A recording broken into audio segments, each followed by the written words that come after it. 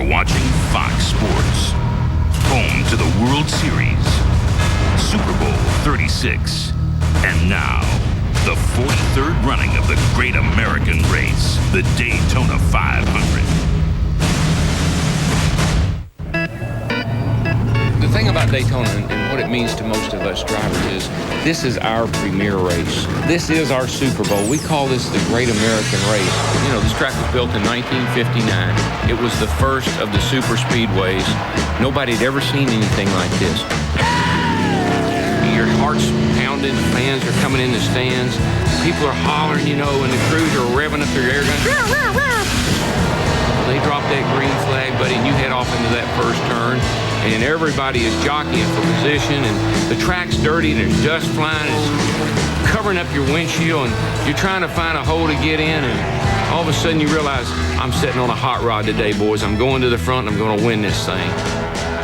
It is your moment. This is your time, and it's all about you. It's all about what you've just done. We all drive into the victory circle, and victory circle it's like heaven. I mean, it's open the gates. When they get there, they open the gates, and you drive in, and that's when everything comes into perspective. We won the race.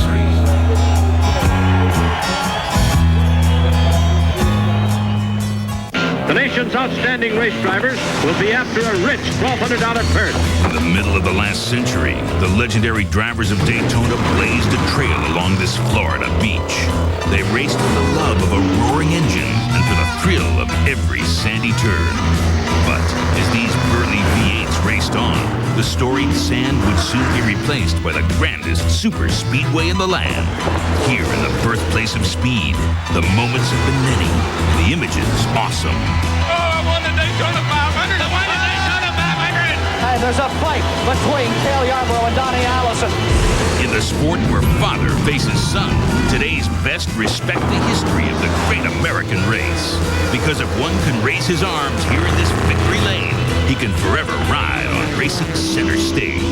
Now I think I got the crew, the team, the car, the engine combination, everything to win the Daytona 500. The thing about the Daytona 500 is you're nobody unless you've won the Daytona 500. Man and machine, power and pride, drive and thrive. Jarrett, Gordon, Burton, and of course, the Intimidator. Fox and NASCAR fly together right into the future as the world's fastest sport has arrived right here on the one and only Fox Sports.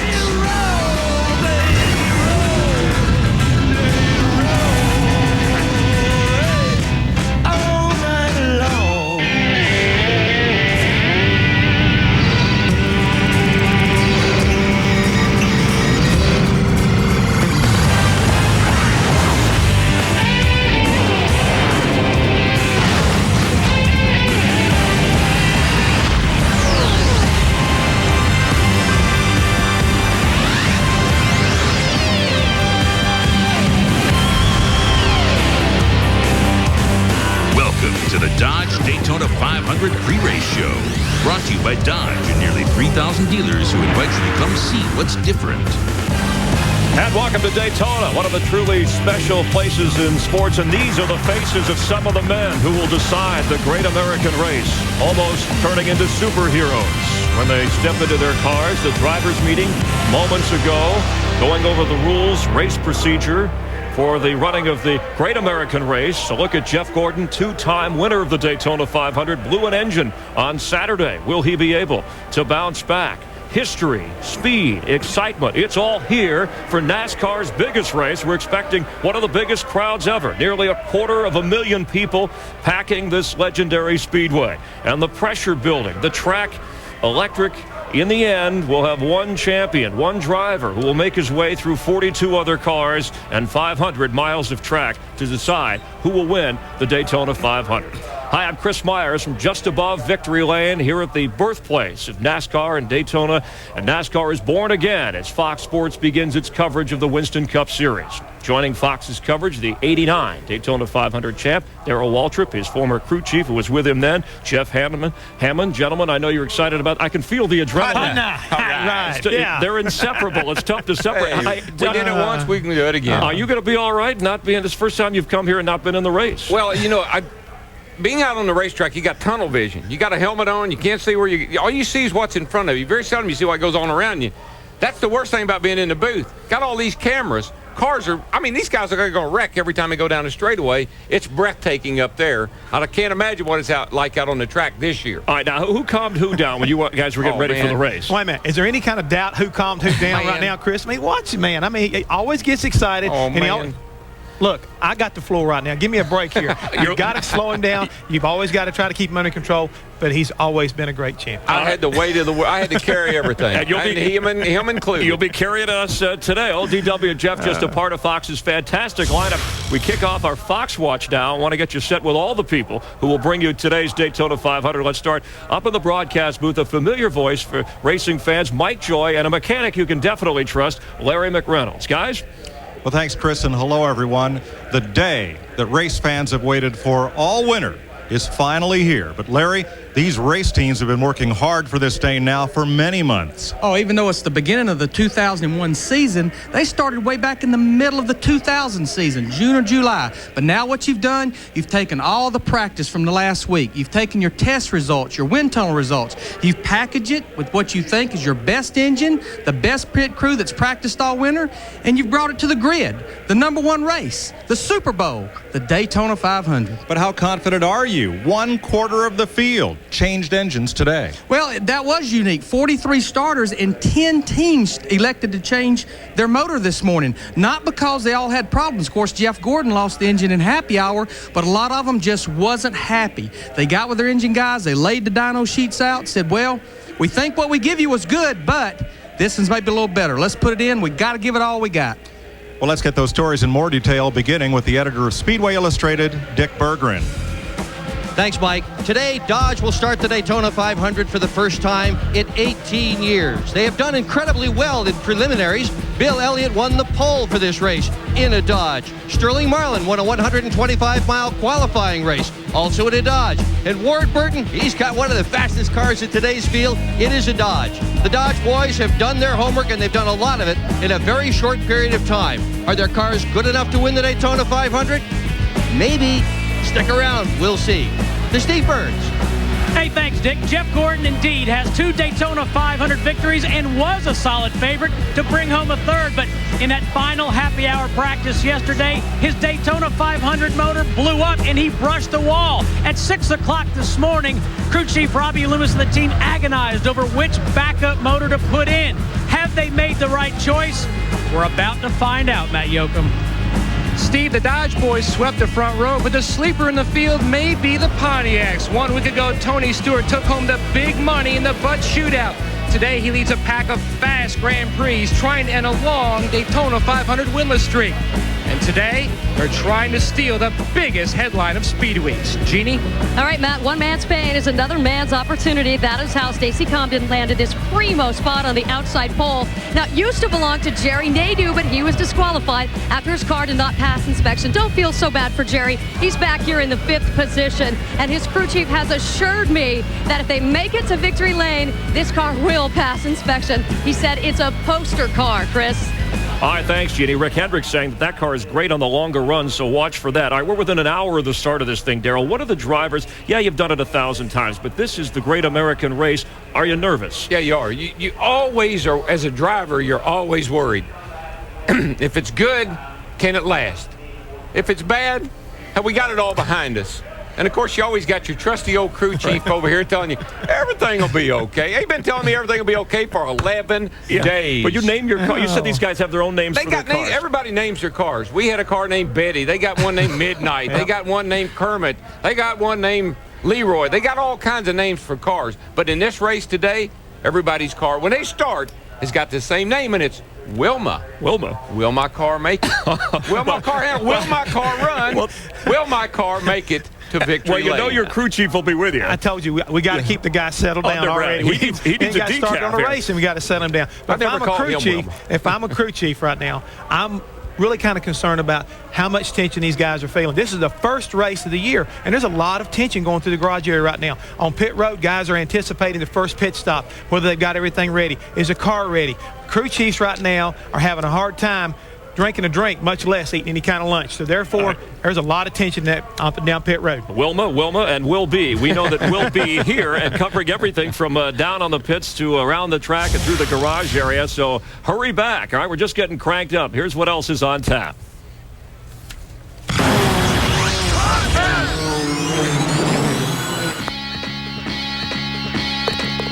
Hi, I'm Dale Jarrett. Coming up on the one and only NASCAR on Fox. Last year's 500 champ, Dale Jarrett, is looking for Daytona win number 4. But there's much more to Dale than just racing cars. Jeannie Zelasco raps with DJ about life on and off the track.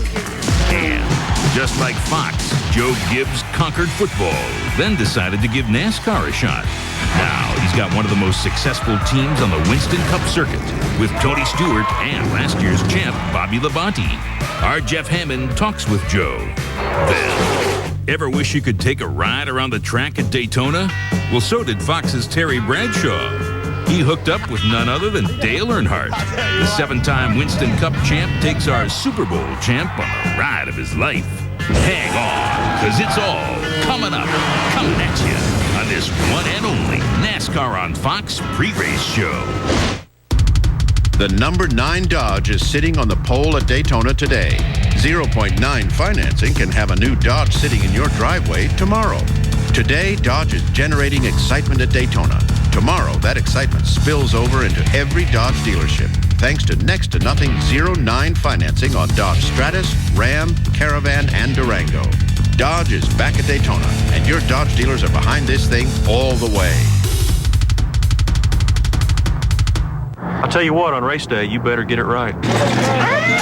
You want a hands-on boss. Yeah. He Terry Labonte. Terry Labonte. Check the transmission and the drive shaft. He's involved in every detail. Right. Absolutely. Hey, if that makes me a perfectionist, 1 more pound. So what?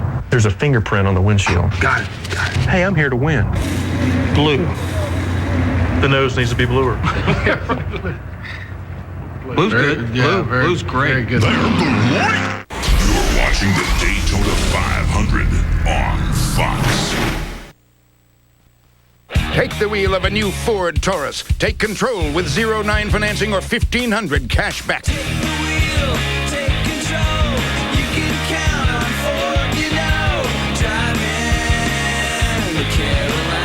Count on your Ford dealer for big savings like 0.9 financing or $1,500 cash back on Taurus. 0.9 or $1,500. Check out your Carolina Ford dealer today.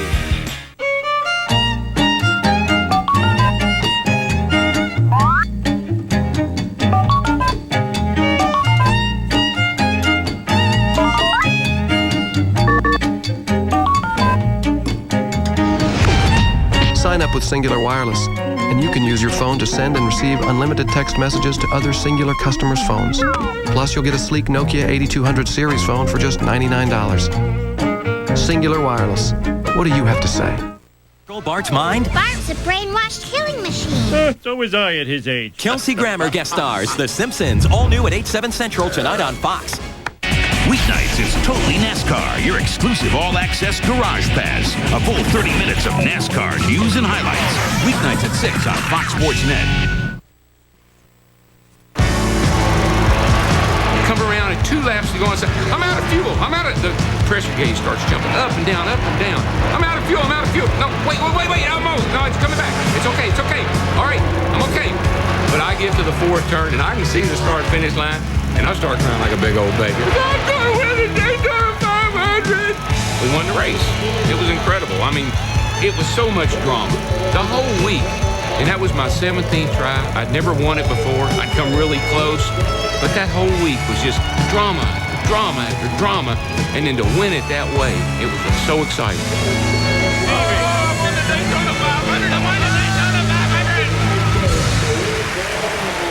And we're back on Fox. Every time you see that, I never get tired of watching that. I never get tired. That's what you live for. That's what every driver here lives for.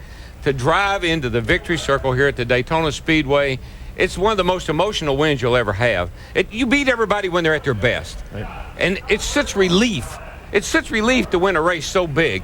I think Jeff he can allude to that. Plus, it only paid $175,000 then, and now it's over $1 million, right. $1.3 million. Basically, chump change today by the standards. But it's a memory that's worth a lot. It is priceless. You know, back in 1989, when Darrell won the Super Bowl of racing, Joe Gibbs was winning Super Bowls as well. Gibbs' Redskins won 3 championships under his watch. Following the 92 season, he decided on a new challenge, and that led him to NASCAR. His new chore, to create a team that would be the best at his new sport. Last year, that chore was completed as his racing team won the Winston Cup Championship. Now, a new task. Can Joe Gibbs' racing team win back-to-back Winston Cup championships? We sent Jeff Hammond to North Carolina to find out. I think that championship was a true testimony to the 20 car, the 18 car working together, to everybody in this building working together. It took 9 years for us to win one championship. That's 9 long, hard, butt-busting years. You've come into racing and brought a totally different philosophy to racing, which is a concept of team. We look at it as one race team. It's got two colors, 2 cars, 2 sponsors, but the key is having people who really cooperate, knowing that, hey, 2's better than 1. What made you decide you needed a teammate? Well, I mean, it was a few years ago when we were finishing, I think, 7th in points, and we were the first single-car team, and everybody in front of us was a multi-car team. So, it wasn't too hard to figure out that we need to make a change to that. Why Tony Stewart? It goes back to he's kind of new, and he'll try a few things that we might not have wanted to try because I haven't been around that long, but I've been around long enough to know that I might not want to try something. And they would go try it, and if it worked, then we might go try it. We have no secrets. We tell each other everything. With the series being so secretive and all the teams kind of keeping their own notes away from each other, it was really a positive thing for me to step into a situation where we were actually working together like that. Somewhere in there's going to be a tendency for either the 2 crew chiefs not to get along, the 2 drivers aren't going to get along, the crew members aren't going to get along, they're going to start arguing over who got the best motor, why didn't we get... And I think the key there, again, is people. Joe's won Super Bowls and won a Winston Cup championship because of his leadership and because of the way he does things at the race shop. And, not sharing that information would destroy the race team the way it's set up right now. When you left football, one of the reasons you said you were going to make a change in your career was to be able to spend more time with your family. Now you've got your family not only working for you, but you also got one of your sons driving for you. Well, that part of it, I'd have to say, scares me. Last year we saw a huge wreck down there with Jeff and everything, and that kind of stuff scares me and Pat. I think there's one thing to see Bobby and Tony go around through there, and then you see your own sons drive race cars. I think it puts it back on a personal basis. Certainly you have a real, it brings it home.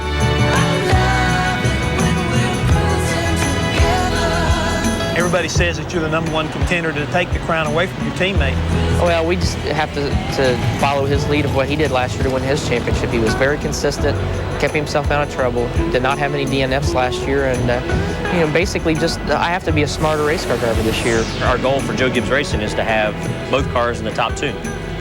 Whichever one wins might not be as important as having both cars in the top 2.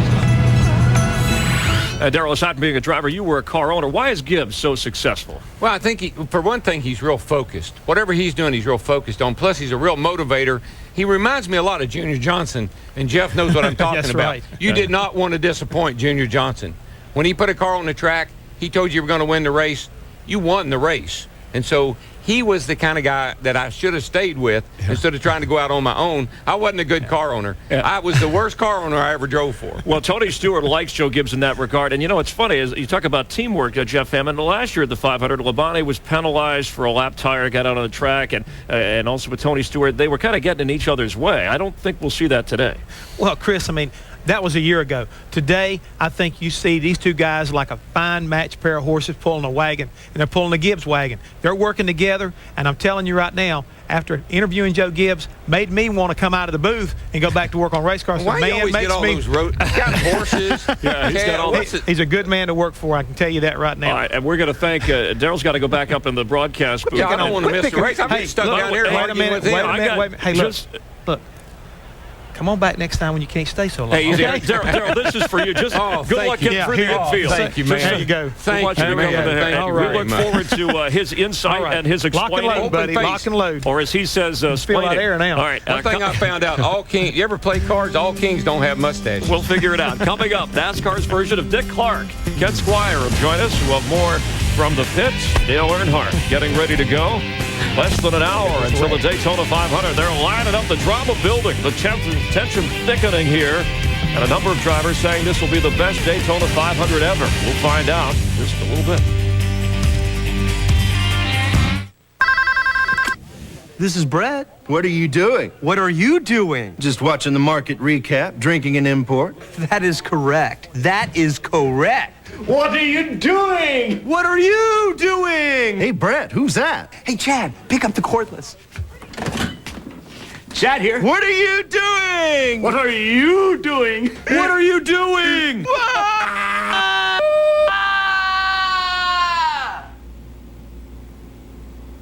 Sign here? Sorry, I only have a minute. In so many ways, in so many places, it keeps 1 million disasters a day from happening. It's like having a life insurance policy you never knew you had.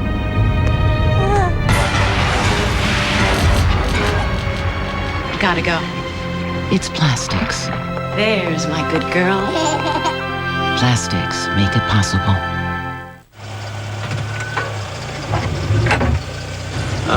Briefcase.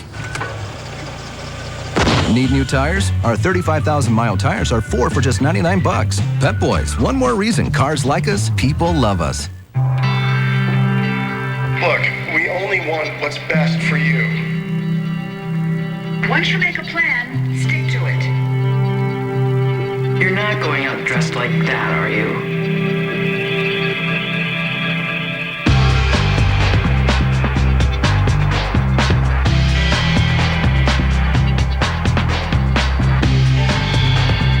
Now get low 0.9 financing on the all-new Dodge Stratus.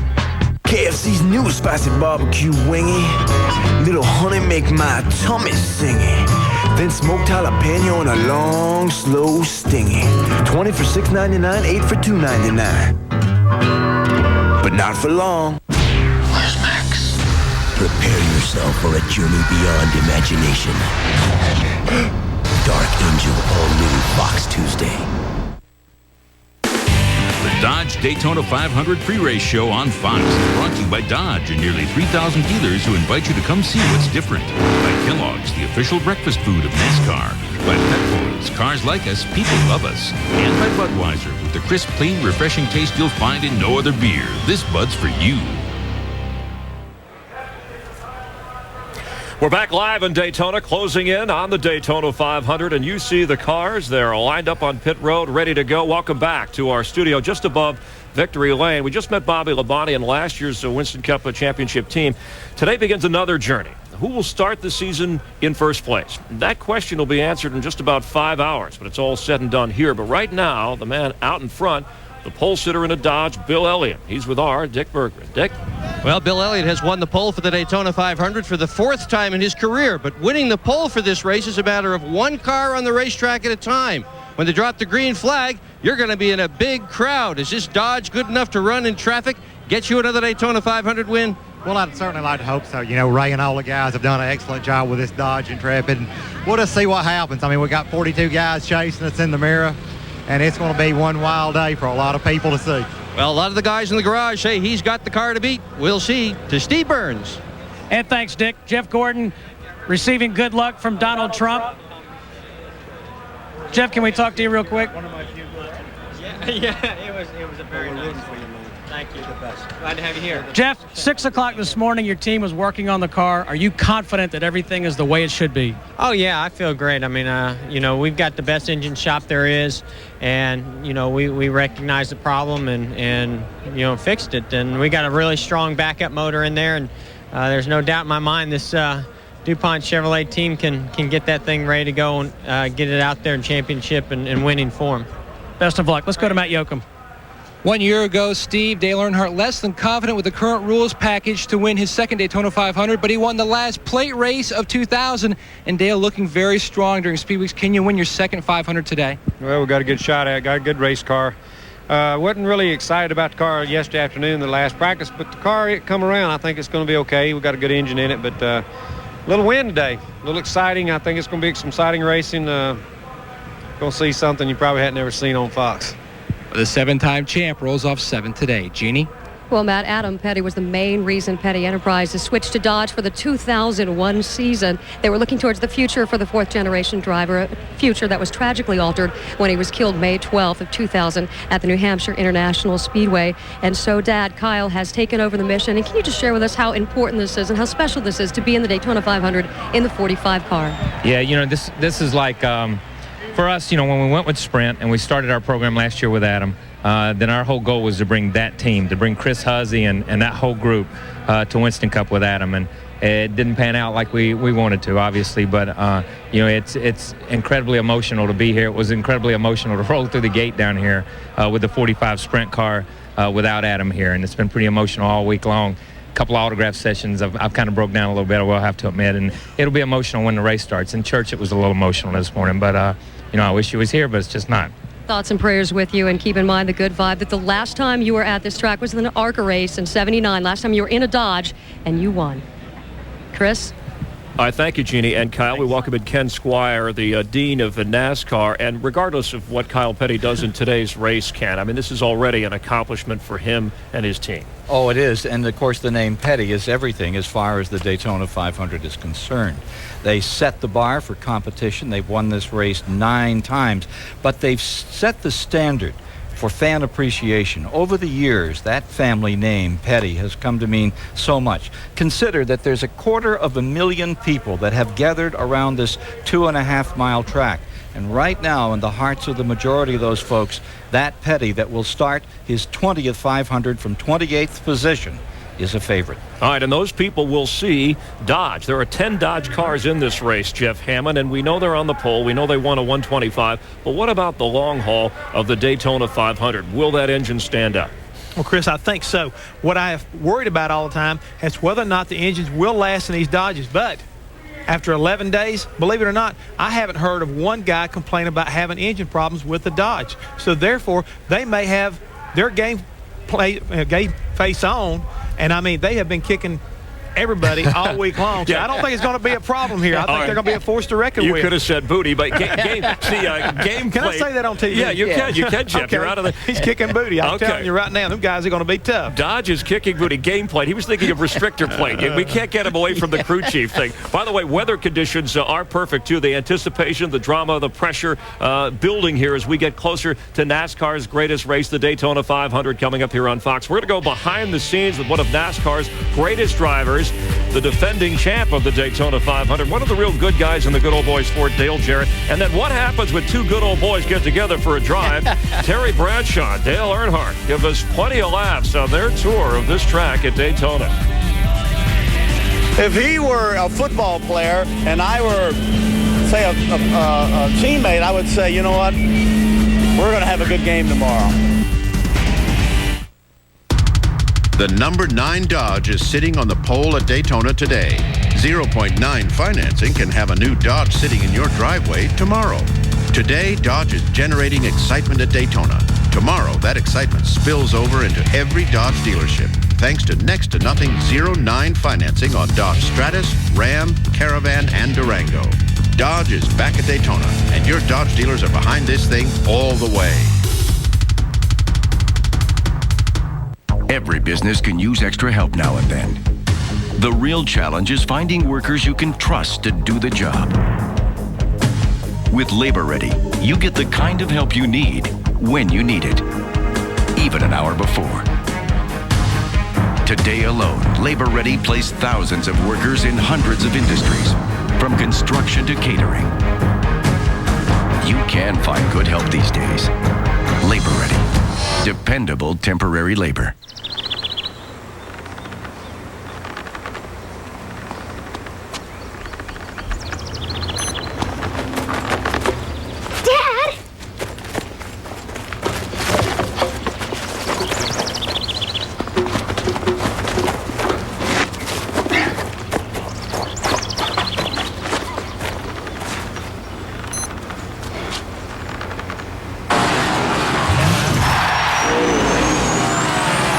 High Point Chevrolet guarantees the lowest Chevy prices in the Triad. Chevy Cavalier, Camaro, Malibu, and Impala all sold below factory invoice. Every Blazer, Venture Van, S10 pickup tracker, and Silverado extended cab pickups all sold below factory invoice. Only High Point Chevrolet guarantees the lowest prices in the Triad, or we'll double the difference back to you. You want below factory invoice pricing? You got it. High Point Chevrolet, North Main Street, High Point.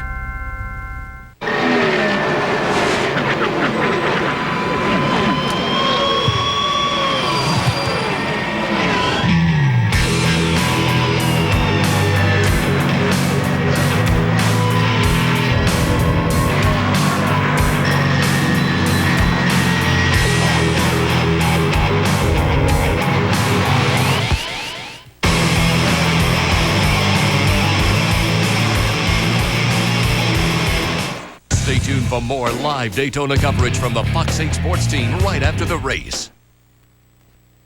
The Petties have seen incredible triumphs and heart-wrenching tragedies.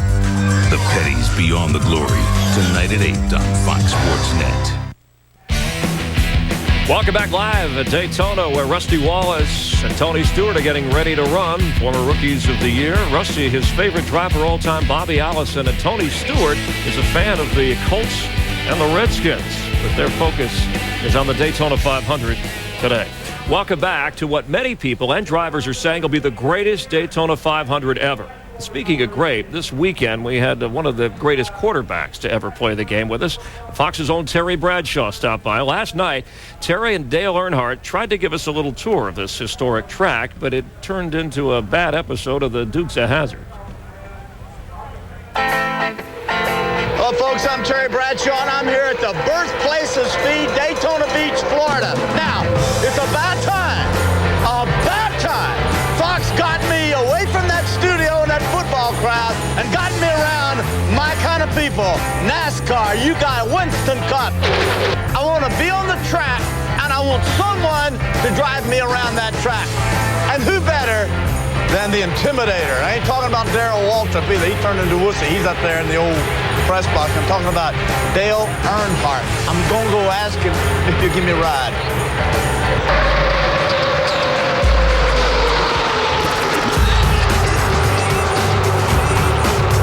Hey, you know, got all this stuff. Sure hope Dale lets me drive. I don't think he will. Sure hope he does. Put your helmet on. Let's go.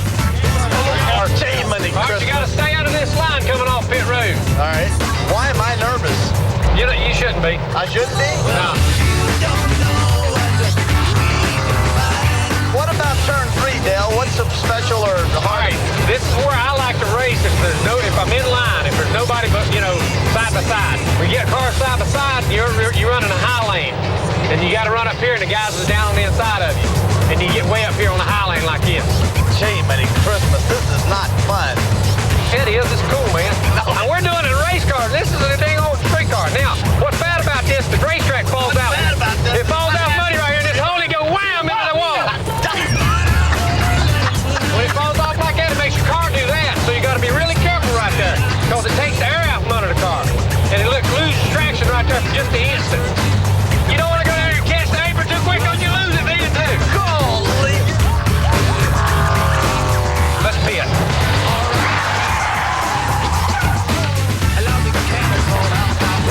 Let's jump out like you won. Jump out like you won. Hey, we won! Get on the car, we won! Yay! Hey! I know if victory lane's here, you would like to be crossing that line first. And then spin around in the infield. Spin around the infield. And then go to victory lane. Then go victory lane, which is where I'll be do the interviews. Oh, you gonna be here? Yeah. What do you mean about me? Fox brought their A-team in here, babe. Good luck I'm tomorrow. awful lucky when you're around. You remember that? You know that. You know it, don't you? And Terry Bradshaw joining us from his honorary starter position.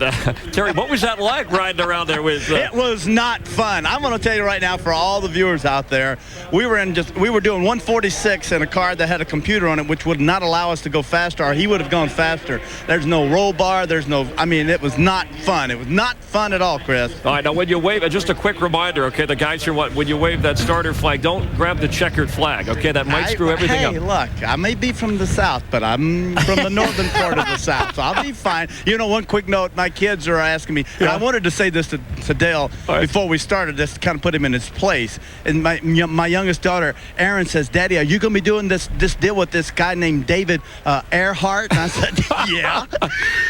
He's a legend, right? He is a legend. There he is right now, all right, with some of his family members. All right, thanks, Terry, and have fun. Also, the Grand Marshal, too. Hey, Chris, you know I'm going to have fun. I know you will. And nice to see your kids enjoying NASCAR, too, the younger generation of fans. But let's talk, as we saw that tour, kind of a tour of the track, Jeff Hammond. You're familiar with it. This is a super speedway, restrictor plate, handling kind of track. Who has the advantage in today's race? The man who can figure out how to save his tires. This place right here will eat tires up all week long. If you notice, 4 tires have been better than 2. You've got to make that car handle. Track's real rough. The transitions off the corners abuse the tires. You've got to keep your car working. It's a handling racetrack. I don't care what anybody says about speed. You've got to handle it. All right, Ken, we showed the drivers meeting earlier, and the race director said, hey, be safe out there today. This is not Talladega. What did he mean? Well, NASCAR can preach, but they can't reach. They told them on Thursday you can't run more than 2 wide going into turn number 1. The pictures in all the papers in America, one of the points, 5 wide into turn 1. That's what we're going to see today at 190 miles an hour. All right, less than 45 minutes until the start of the Great American Race. Some of the people looking rather relaxed as they get ready to go, and we've been telling you this could be the greatest Daytona 500 ever. We're going to prove it. NASCAR did some tinkering. Now it also did some other things with the track, with restrictor plates, with the aerodynamics. There you see the little deflector on the top. Spoiler in the back that will affect the speeds. We'll talk to Dale Jarrett, defending champ, when we come back. Don't go away. What I have inside of me is just a drive to be the very best. Do I have that much talent? I think there are people that have more talent out here than I have. Do they have more desire? It would be hard for me to imagine that people have more desire than what I have to be successful. You ready, guys? This could be the ride of your life. You gotta get past the myths and the excuses. Erectile difficulty is a common problem. Effective treatment is available. Talk to your doctor. You might be surprised how easily you can get through it. Hi, I'm Michael Waltrip. What are the 5 keys to building a great Winston Cup team? Number 1, find a great sponsor. Number 2, Room C, by the dawn's early light, what so proudly we hailed at the twilight's last gleaming, whose broad stripes and bright stars through the perilous fight o'er the ramparts we watched were so gallantly streaming, and the rocket's red glare, the bombs bursting in air, gave proof through the night that our flag was still there. Oh, say does that star-spangled banner yet wave o'er the land of the free and the home of the brave, brave, brave.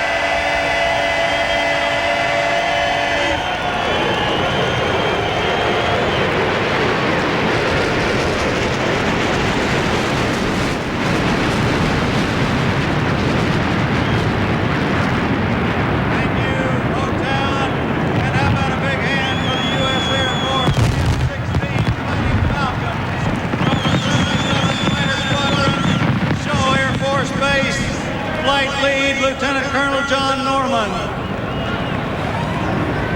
And now for the most famous words in motorsports, the Grand Marshal of the 43rd Daytona 500, Chairman and Chief Executive Officer of United Parcel Service, Jim Kelly. On behalf of the 350,000 UPS employees around the world, gentlemen, start your engines!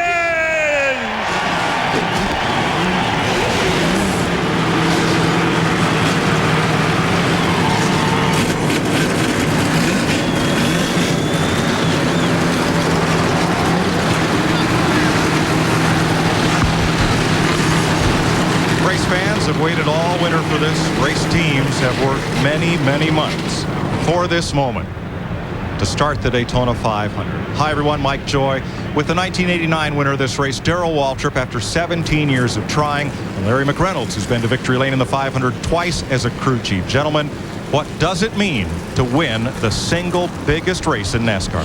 Well, as a little boy, I heard about Daytona.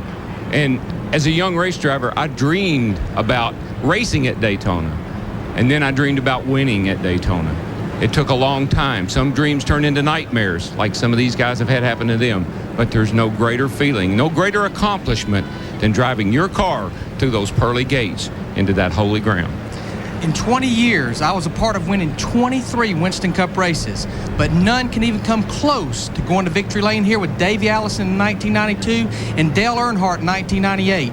And one of the most precious moments is when they slid this ring on my finger and said, "You're the winning crew chief of the Super Bowl, the Daytona 500.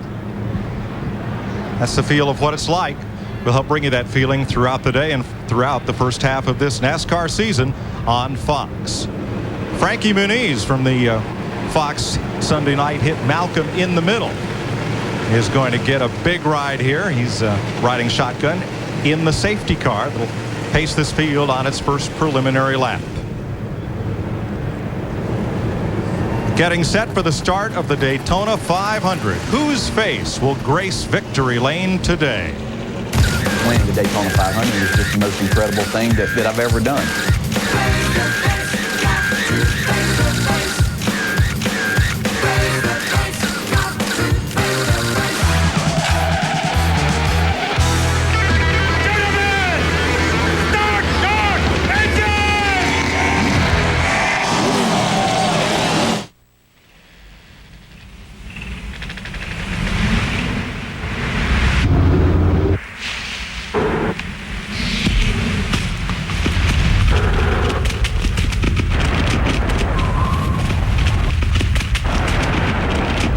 The new crop of vehicles from Dodge includes one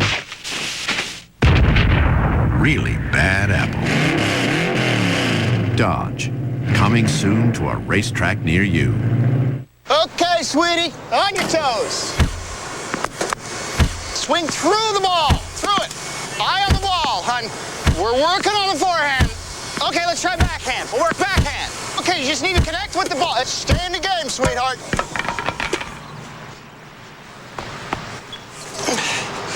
Now, don't be afraid to charge the net. How do you plan on financing your retirement? Conseco's annuities have tax advantages that can help. Conseco, step up.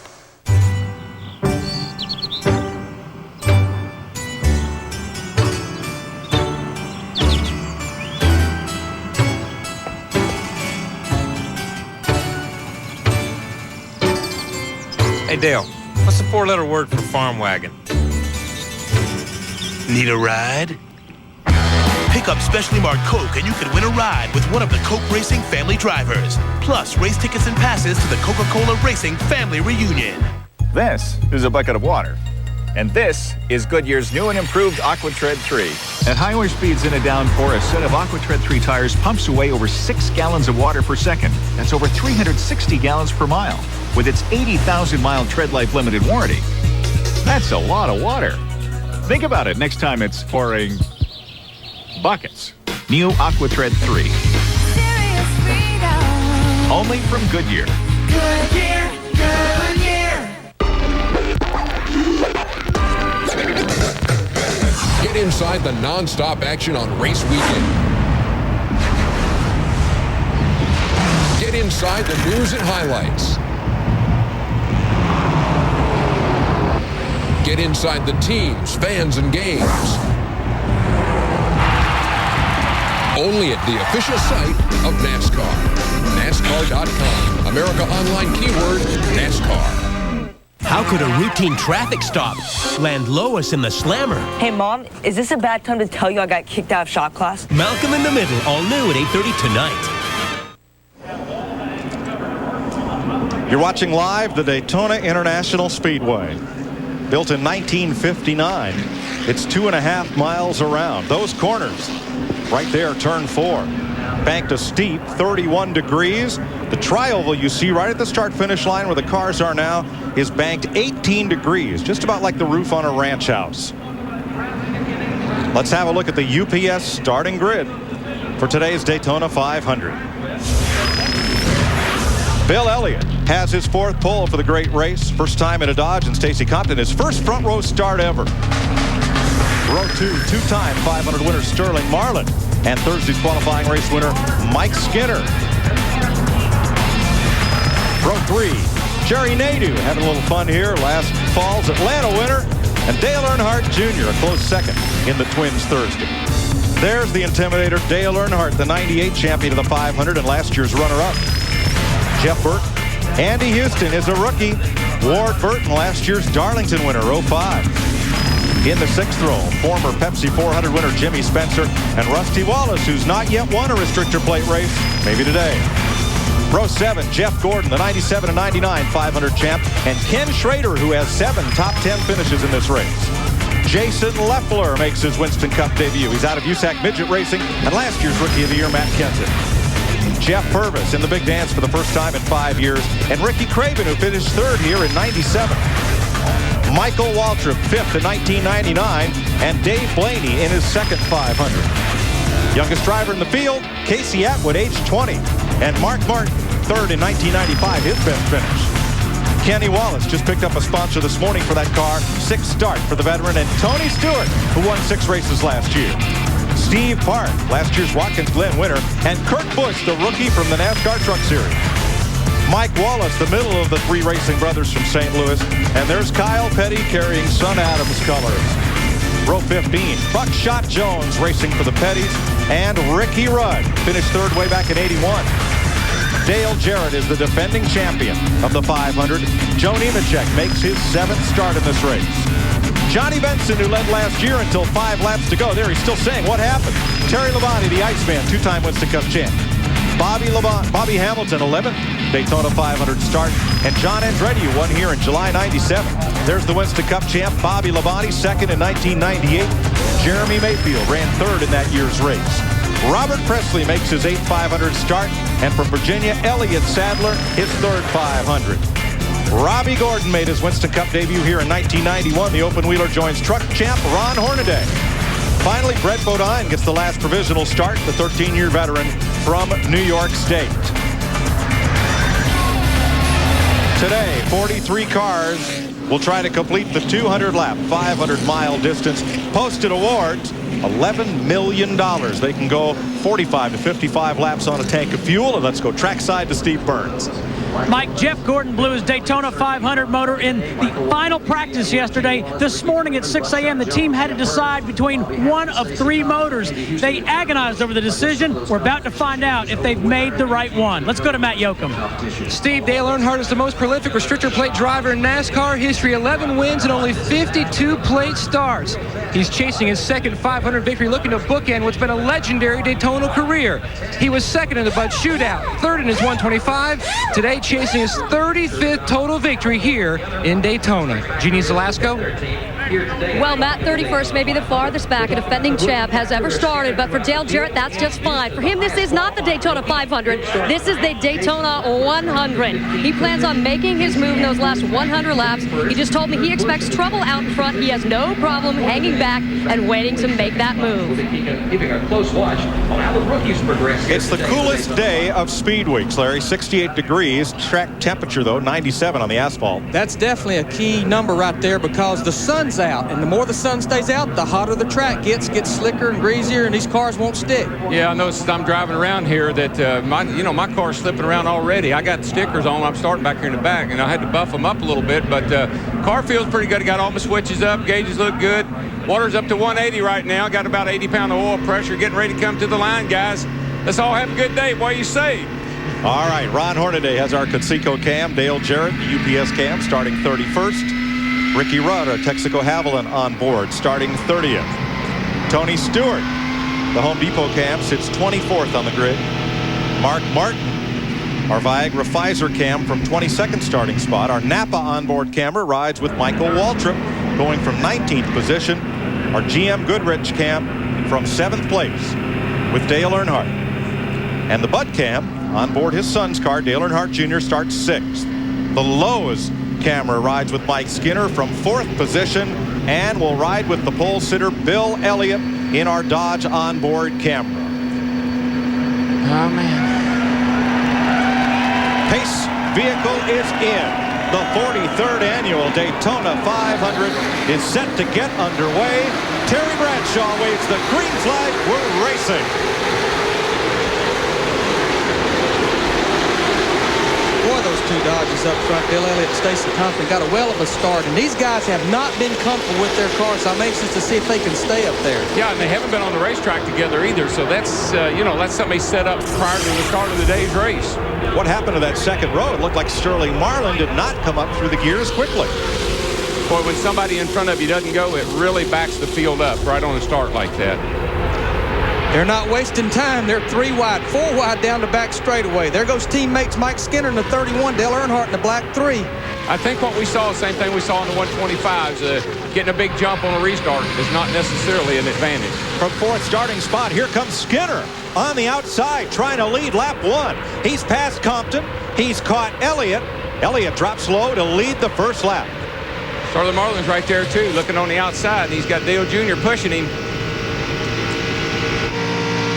I know Bill's intentions are to try to stay up front if he can. That's what his plan was. I talked to him earlier, and he said, if I can hold this thing out front, that's what I want to do. Boy, Earnhardt's back in the sucker hole early. Sterling Marlin on the outside for the lead. Well, maybe not. They're in no sucker hole yet because they're all over the place. 3 wide in the back straightaway. We heard Earnhardt yesterday say in practice that his car wouldn't pull up like it had been. And, Larry, we've got a tremendous headwind down the back straightaway today. And it'll make those guys think, hey, my motor don't seem to be running. I'm not seeing the RPMs, but it's because that wind is buffeting that car, and it's almost just like running against a brick wall. Sterling Marlin to lead lap 2. We have every reasonable hope of a record number of lead changes for this race today. Talking about that wind up the back, what a driver looks at is his tachometer. When he looks down at his tach and he says, I've been turning 7,000 all weekend long. What have y'all done to me? I'm 6,800. This thing won't run. And, of course, what's the crew chief saying, Larry? I'm telling you, you got a headwind down that backstretch. But this is, wind-wise, it's similar to conditions to what these guys had in happy hour. So that's one thing that's not a curve thrown at them today. Earnhardt backing up. The battle's on point. Marlin has company, 99, Jeff Burton. And 8, Earnhardt Jr. Talking to some of the drivers, some of these cars are pretty free, pretty loose on new tires on the start.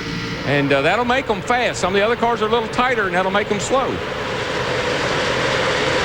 What they'll do, they'll start these cars low on air pressure because as they run and the heat builds in the tires, the air pressure builds up. Yeah, it will. The rear end will want to come around when the air pressure's down. It's like driving on a low tire on your passenger car. You can feel the low tire wobbling around. They won't be that way long, I can tell you that. Sterling Marlin in his 20th 500 appearance. He's won twice, and he's now led in 12 of those 20 starts. It don't matter who's leading. We still got a 43-car lead draft. Jeff Gordon has fallen from 13th to 24th. Earnhardt from 7th back to 13th. Challenge up front. New leader, Dale Earnhardt Jr. Bill Senior's down on the inside making a move on Bill Elliott as they head down toward turn 1. This is where the cars have really been aggressive. The guys have really been using that bottom apron down there to get a position on guys going into turn 1. It's been kind of breathtaking. Even up here. Well, if I'd have been up here 2 or 3 years ago watching these guys, I'd have retired then. drivers have tunnel vision. You basically see what's going on right in front of you, and it's up to the spotters and everybody else to tell you what's going on around and behind you. And they ain't been telling me the truth. 3 abreast. Elliott caught in the middle now. Marlin fights his way back to the front. Earnhardt is leading that high line around. Mike Skinner right behind him. And then rookie Andy Houston. And Sterling Marlin's back out front again, guys.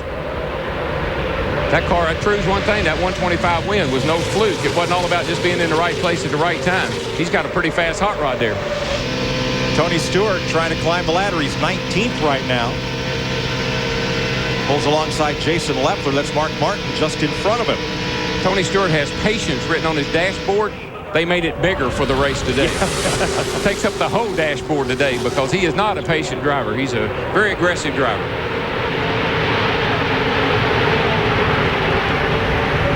Marlin just leads Rusty Wallace now on the inside. Wallace has fought his way up into the top 3 in car 2.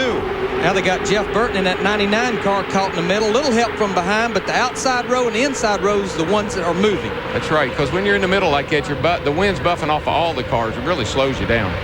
Rusty Wallace has never won a restrictor plate race at Daytona. He has come from 12th on the grid to 2nd and brought Earnhardt back up front with him. When you're in the middle, as a driver, you're saying, "Give me a hoe, get me a hoe. I got to get in somewhere." And they're saying there is no hoe. You're going to be 43rd when you finally get in line again. And the thing about it is, Mike, that's it. The driver panics. He's in there. He knows he's losing spots, and he knows it's going to take him forever to work his way back up there. So it takes the crew chief to calm him down. I can't help but notice the front of the roof here on Earnhardt's car. It's like it's buffeting. It's because Rusty Wallace, the car in front of him, with that roof flap across the roof, or that roof fin, it's putting dirty air, and it's making the air on Earnhardt's car mad. It don't know what to do. No, and that's right at the cowl opening, I believe. And that'll make an engine run terrible because it messes up the airflow into the air box that leads to the carburetor. Now it's Jerry Nadeau pulling the outside train. Out there in lane 2, Jeff Gordon right behind him, and Ricky Craven. Nobody can do anything with Marlin. He's just sitting there kind of pulling these cats around. And, Dale's figured out he doesn't want to be on the outside. He wants to be on the bottom today because he went way back, about 8th or 9th, but he's worked his way back up there in the top 4 or 5. Pole sitter Bill Elliott has drifted back to 21st. Dick Berger? 10 different teams changed engines for this race. One of them is Rusty Wallace in the number 2 car. He is coming into this race with an engine that is just barely going to make 500 miles. They did not want to start with an engine that had any miles on it at all. That's how hard they're pressuring to win this event. These restrictor plate engines, they build them with light parts, light rods, light pistons, small bearings. Friction is a big enemy of a restrictor plate engine. So they try to keep everything as free as they can in the motors, but 500 miles is a real stretch for the parts they've got in these engines. John Andretti started 36th up to 13th, the biggest gainer in the field. Here goes Earnhardt to the inside on Wallace. And he's got some push from behind, so there's a good chance he's going to get right up on Sterling before they get to the end of the back straightaway. Nadeau leads briefly in the 25. There's Gordon with his new engine up there. He had engine failure yesterday afternoon, and there he is right in the front of the pack. So made a good call, changed that thing. He was really lucky. Jerry Nadeau trying to become the 4th different leader of the Daytona 500 in just 9 laps. Nope. Marlin hangs on to it by inches. Ever so close. And why do these guys fight so hard to lead a lap? Because even though it's race 1 of 36 races, every time when you lead a lap in a race, it's worth 5 bonus points toward the Winston Cup Championship. And you got to look at the big picture. This is one race for the whole year. Danbury, Connecticut's Jerry Nadeau battles Sterling Marlin for the lead in the Daytona 500. 9 of 200 laps complete. This is NASCAR on Fox.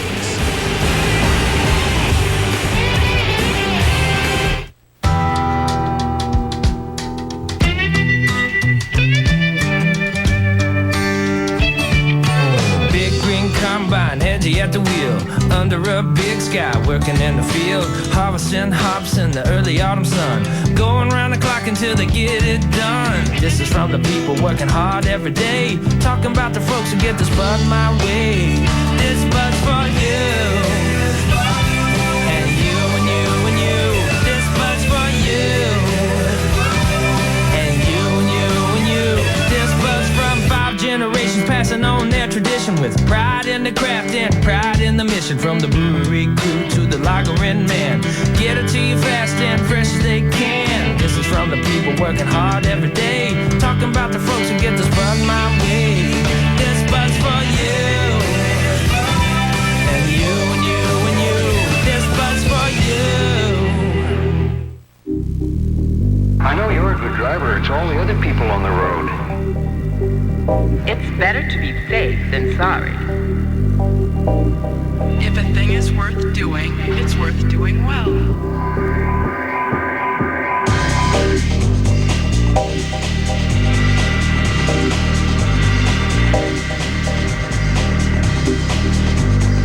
Now get low 0.9 financing on the all-new Dodge Stratus. Who is the father of Scully's baby? There's something I haven't told you. The secret she shares with Mulder. I wouldn't want this to come between us. Is either a miracle or a terrifying mystery. I don't believe this. The X-Files. David Duchovny returns in an all-new episode at 9/8 Central tonight on Fox. The Daytona 500 on Fox is brought to you by Dodge and nearly 3,000 dealers who invite you to come see what's different. By Visa, the preferred card of NASCAR. Visa, it's everywhere NASCAR fans want to be. By Conseco. And by Budweiser, with the crisp, clean, refreshing taste you'll find in no other beer. This Bud's for you. 12 laps in, Sterling Marlin still leads in the Daytona 500. This year's Bud Pole Award for the race presented by Anheuser-Busch to Dodge's Bill Elliott, who won the pole in last Saturday's qualifying. But congratulates Bill Elliott and his team. But he is slipping back. 18th position right now. You can see how he has drifted back from the pole. Yeah, you know, I think Chip Ganassi's probably calling Juan Marlin because he'll be calling him Juan before this over with. He keeps running this way after his IndyCar driver, Juan Montoya.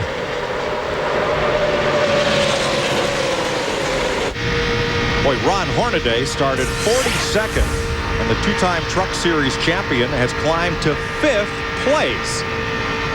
Goes to show you get in the right line, you'll go to the front. Oh yeah, and coming from the back is sometimes a little easier than starting out front.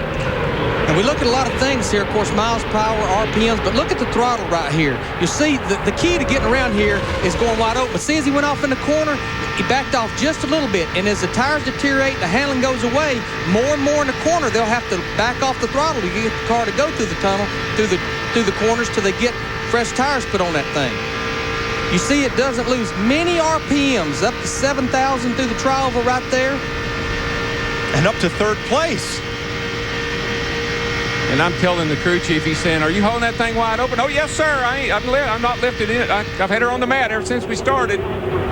Sometimes you lift and you don't even know it. Sometimes the thing is you lift up a little and don't know it. And we got a lead change. All right. Ward Burton drops down the hill in turn 2 to try to take the lead from Marlin. A lot of it depends on how much drafting help he's got going into turn 3. Well, that 14 has given Marlin the best push. And here comes Skinner down there behind that 22 car. So that was the right move right there for Hornaday to drop down in front of 22. Now outside pole sitter Stacy Compton has dropped back to 13th. Matt? Mike, coming into today's race, NASCAR has a rule here in Daytona. The top 2 qualifiers, their tires are impounded. Those 2 cars have to start on their tires. Stacy Compton's tires before qualifying had 20 laps of practice on them. So now he has 22 laps starting on his tires, where tire wear has been a main concern all week, pulling a number of crew chiefs. So Stacy Compton right now is patiently just riding, waiting till the first pit stop, which should be around lap 50. Steve? Well, Matt, moments ago, Dick Berggren talked about how tightly wound that motor is in the number 2 of Rusty Wallace. Rusty has a teammate in Jeremy Mayfield on the 12 and a partner in Robert Presley in the 77. Between those 3 teams, they have been through 9 motors during speed weeks. In fact, the motors have made 2 trips back and forth from Daytona to Mooresville, North Carolina to get worked on. Let's go to Dick Berggren. Ron Hornaday in the number 14 car, an incredible run this afternoon. He's currently running right around 5th position. That car was virtually demolished in a qualifying race here on Thursday. They flew a new door in. They flew in sheet metal equipment so they could rebuild it. The whole side of that car was redone here in the garage, repainted. They just crossed their fingers they got it right. Looks like they did, Mike.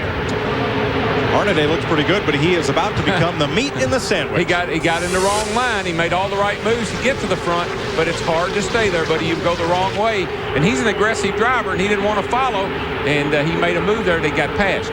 And now he's going to slide right on back to where he started.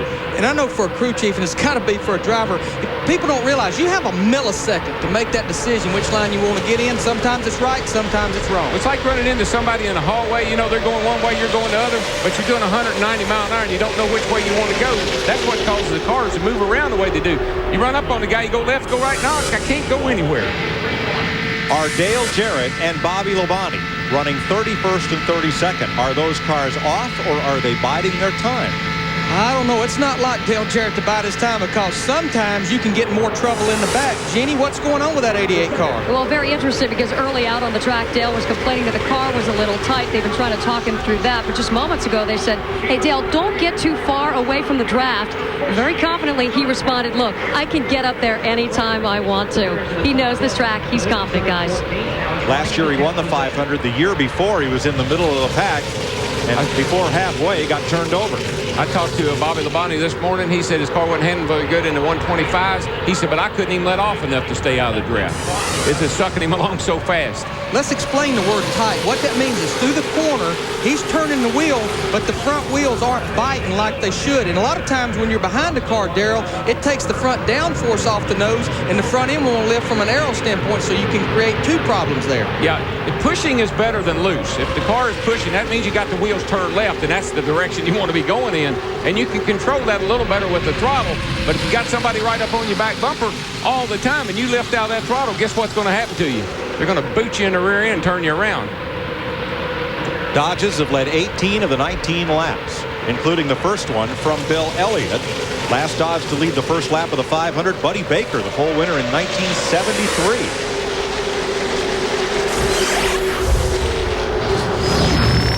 Here I'm going to show you what tight is. Watch this guy go through the corner. Watch his hand position.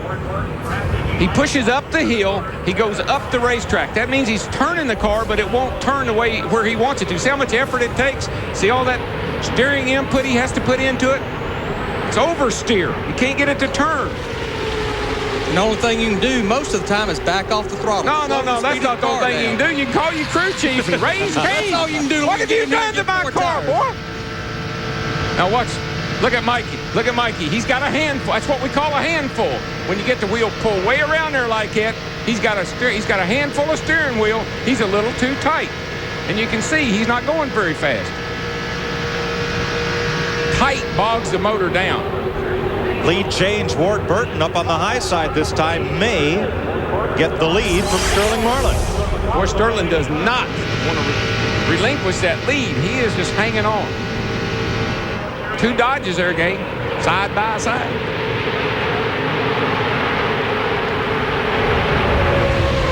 And old Jerry Nadeau just kind of slipping along. And we've had several drivers lead through turns 1 and 2, but official lead changes are only counted at the start-finish line, and each time Martin has held off the charge and beaten them back to the line. Not this time. He's got the push. 22's got the push this time. Come on, baby. Oh? Yes. Yes. Ward Burton leads that lap. And first time he's ever led the 500.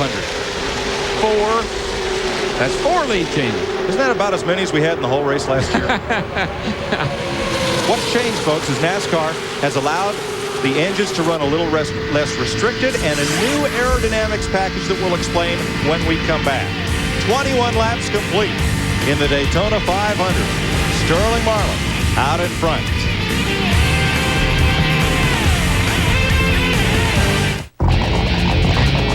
Ready, guys? This could be the ride of your life. You gotta get past the myths and the excuses. Erectile difficulty is a common problem. Effective treatment is available. Talk to your doctor.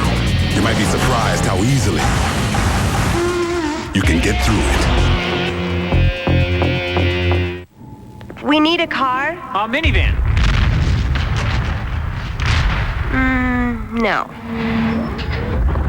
An SUV. With leather. Blue. Green. Bluish green? While Welcome to Autotrader.com. With 1.5 million used cars updated daily, it's the biggest, best used car site on the planet. Now we need insurance. And a loan. Autotrader.com. Your car is waiting. Play the Pep Boys 80th anniversary instant win game and win $80?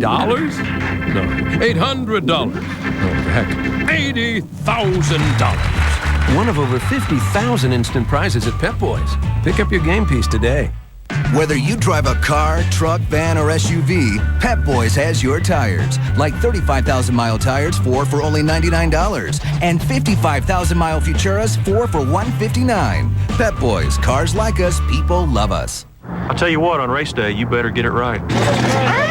You want a hands-on boss. Yeah. He Terry Labonte. Terry Labonte. Check the transmission and the drive shaft. He's involved in every detail. Right. Absolutely. Hey, if that makes me a perfectionist, 1 more pound. So what?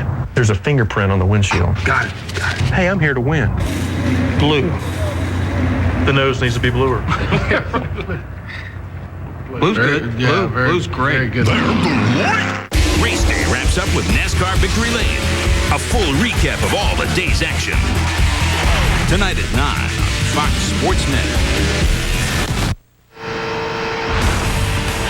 Welcome back to NASCAR on Fox, where next weekend on Fox Sports Net, you'll see Winston Cup qualifying on FX, the Busch Series, and NASCAR Happy Hour for the Winston Cup cars on FX Saturday. Then next Sunday, NASCAR This Morning on Fox Sports Net, the Winston Cup race from the Rock on Fox, and NASCAR Victory Lane every Sunday night at 9 p.m.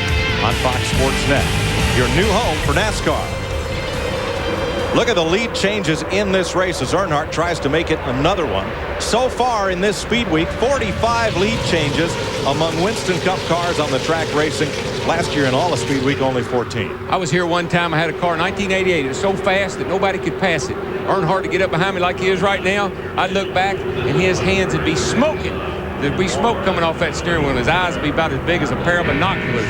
His teeth would be showing. That's incentive to keep out front.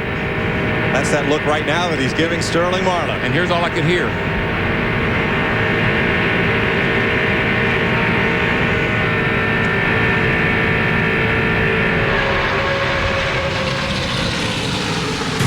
So you move Earnhardt, put on Mike Skinner. Inside. Inside. That's called the... Moving on your back. Watch your back. That's Skinner spotter telling him inside. The black car is inside. That's called a passing signal. Dick Berggren. Mike Skinner and Dale Earnhardt traditionally, although they're partners, teammates, don't ordinarily work very well together on the racetrack. This Speed Weeks has been different than any we've seen before. They've spent a lot of time in the garage area talking back and forth, crew chiefs talking back and forth. We've seen them working better together on the racetrack than before. That could pay big dividends when this thing gets down to the end. Look at Earnhardt. Right down to the apron to take the lead. With Jeff Gordon pushing him in the 24 car and Dale Earnhardt Jr. in the red car, the 8 car pushing with him. Darrell, he was down there in the Bermuda Triangle for a while. I'll tell you one thing. I've been out there when there were 2 Earnhardts there, and I've been out there long before now when I thought there was more than 1 Earnhardt on the track. I can tell you that. Earnhardt has now led in 19 of his 23 Daytona 500 starts. Jeff Hammond. Mike, earlier today, I was talking to Earnhardt's crew chief, and he told me then that he thought just like the 125, that they could get their car to the front, that they could comfortably lead this pack around here today. I don't think he'll stay there very long because that 40 car did not like what happened to him. Chevy, Dodge. We're going to play dodgeball here as Marlin comes up behind Earnhardt. And he did it by himself without no help. Yeah, that 40 car, Sterling Marlin. Trouble up here in turn 3 and 4. 2 cars slide up against the wall and then get free. Something happened to that. It's Rusty Wallace in the 2 car. I believe he's got in the 5. I think he's got a right front down. He's trying to get to pit road. And he will without incident. We will stay green. Locking up the right front. First pit stop of the day, unscheduled for Rusty Wallace. Right front tire, flat. Steve Burns. And Rusty Wallace off pit road. Smoke coming from the right front of that number 2 car. We understand he may have come down pit road too fast. 0 for 18 coming into the Daytona 500. 15 seconds second penalty for Rusty Wallace. He's going to go a lap down with that. 15 seconds here. That's from here to eternity. Especially while they're out there under green, they're coming off 4 now, so he's definitely going to go 1 lap down, but you can't run faster than 55 miles an hour. And here they go by him right there, so he is 1 lap down, just 29 laps into this Daytona 500. But Larry, the good news is if he can get up to speed, he can catch onto the back of this car, this big draft right here, and if things work out for him, it's an early pit stop, but he can stay out longer than anybody else now. I'm glad as my driver, you feeling that way. We make this lap back up. It's the Daytona 500. Don't let me down now, baby. Keep me pumped up. But that's a tall order, because with the tall gear these cars run, it takes them more than a full lap to get up to full speed. Well, you saw he came out right there with them, and they're just, kind of blowing by him there, but he's got some cars to draft off of.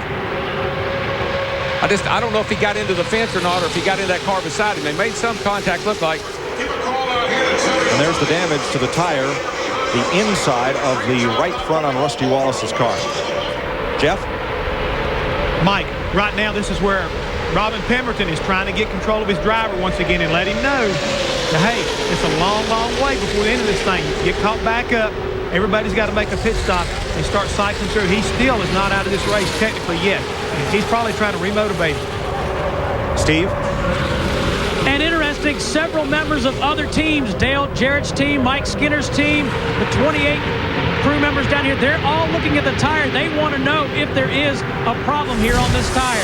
5 different teams down here looking. Listen, here's Rusty Wallace is notorious for this. Low air pressure and too much camber. Too much camber with the radial tire. That inside edge will dig like a knife. So what you try to do is you run that thing as much camber on the inside that you can, but it destroys the sidewall of the tire. Low air pressure, too much camber. Here's what I'm talking about. This is an adjustment that they should have made.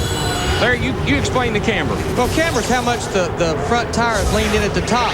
And the problem is right in here, that's on the inside edge all the way down the straightaway. It's what we call the footprint. It's running on the inside edge. But what you want to try to get is that full footprint in the corner on the ground, and that makes that car go through the corner because the whole tire is gripping the racetrack.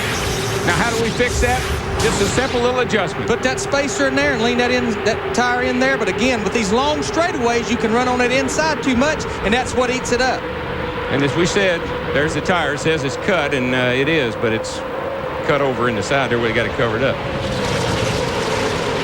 Dale Earnhardt, Ward Burton, Mike Skinner, and Ron Hornaday has fought his way back to the front 4, driving for A.J. Foyt.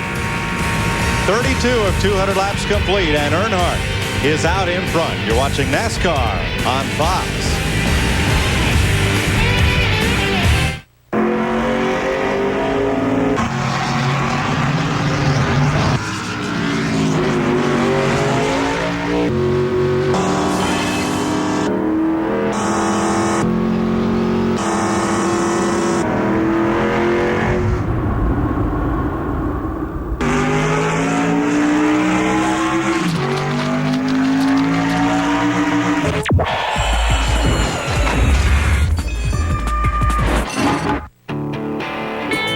It's your shopping cart, a breakfast table, your corner office.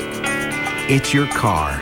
Take it to Midas for our new VSD brakes. As America's leader in brakes, only Midas has VSD brakes for enhanced performance, and they come with our lifetime guarantee nationwide. That's how your life goes. See Midas today for our new VSD brakes. Keep a good thing going. Go Midas. This is my killer DVD system. This is my killer DVD rental section. Twin wave laser pickup, progressive scan output. Turn of the century dramas, futuristic sci-fi comedies. 42 inches. 1,000 movies. You have the hardware. Blockbuster has the software. We have more DVDs to rent than ever. And you like your DVD, or the next one's free.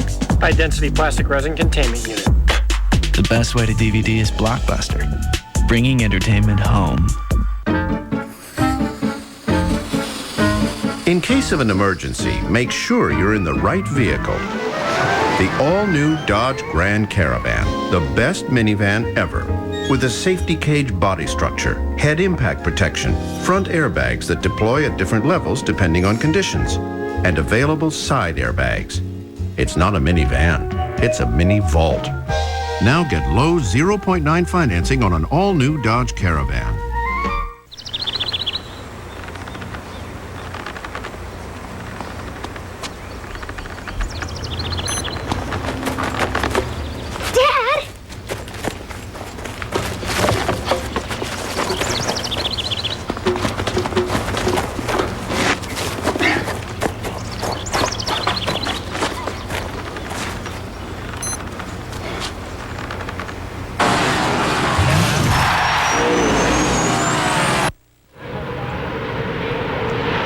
Dale Earnhardt leading after 35 laps of the Daytona 500. 1,000 feet above Daytona International Speedway, the Budweiser.com airship.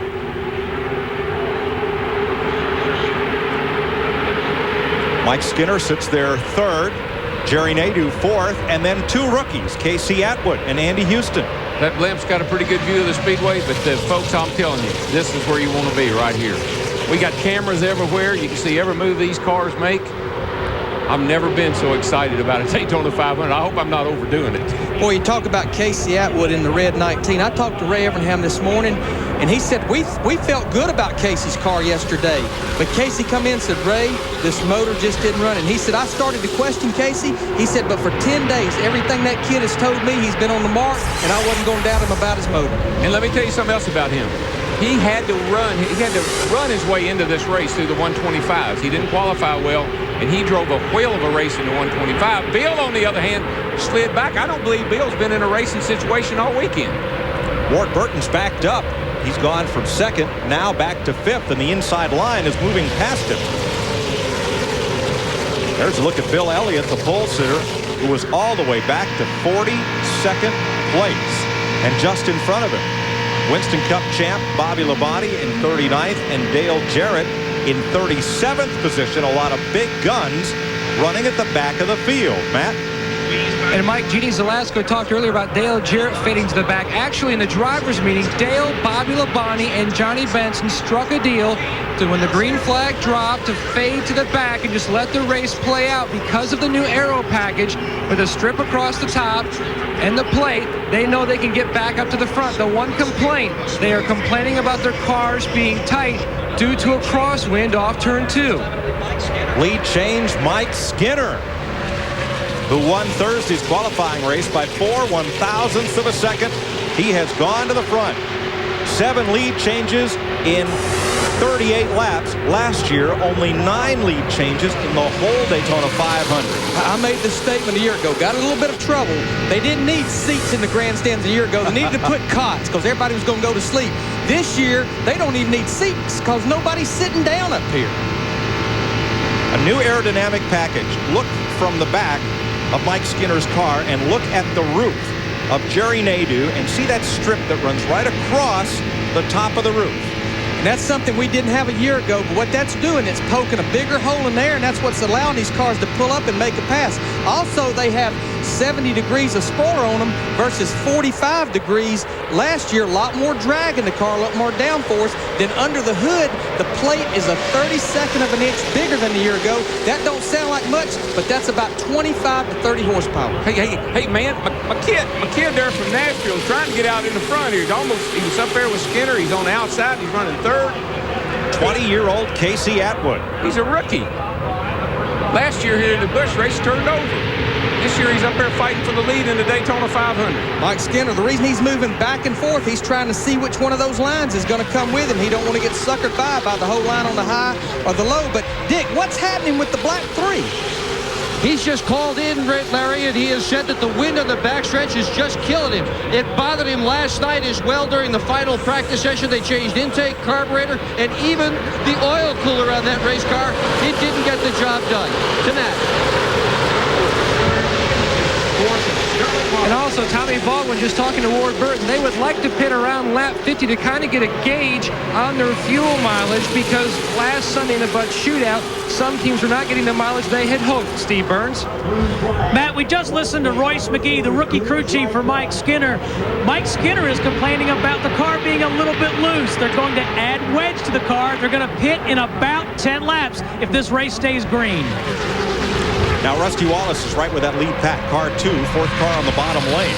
He is 1 lap down due to the pit stop, trying to get back on the lead lap. And I think he can. I'll tell you why. These cars are starting, the tires are going off on them. They're starting to have to lift in the corners. It's backing everybody up. And Rusty's got fresher tires. He gets out front, he's back in the race. Now, Rusty wants to see here, we're about 10 to 12 laps before green flag stops. He wants it to cycle through. That way, when everybody pits, and I think we got another lead change. Sterling Marlin is back to the front of the field. Marlin just drove under Mike Skinner, and Marlin retakes the lead. Mike Wallach has climbed up to 4th place. Where did he come from? He came from 27th starting spot.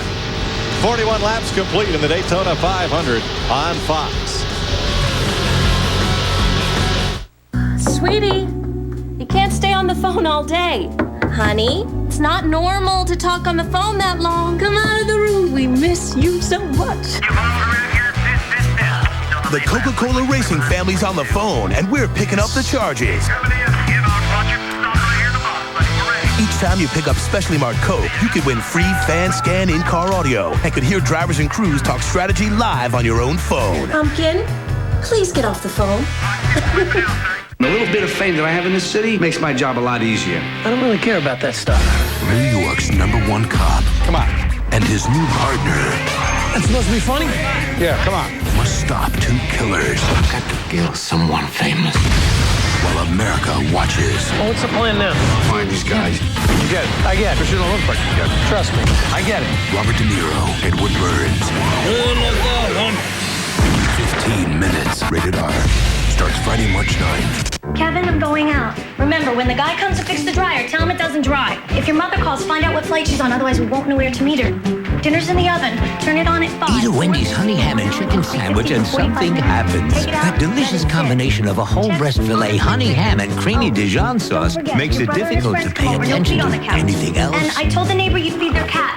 If you have a minute, honey, the back door's stuck open. Come in. Wendy's honey ham and chicken. Lunch, anyone? So, Dale, I just want to tell you how excited we are to have you be a part of UPS Racing. Excited to be here. So, let's go take a look at your new ride. It's a truck. Yeah, the big brown truck. What about that? Oh, that? It's just a PR tool. You'll be driving the big brown truck. Now, you cross the finish line in the big brown truck, and there won't be a dry eye in the house.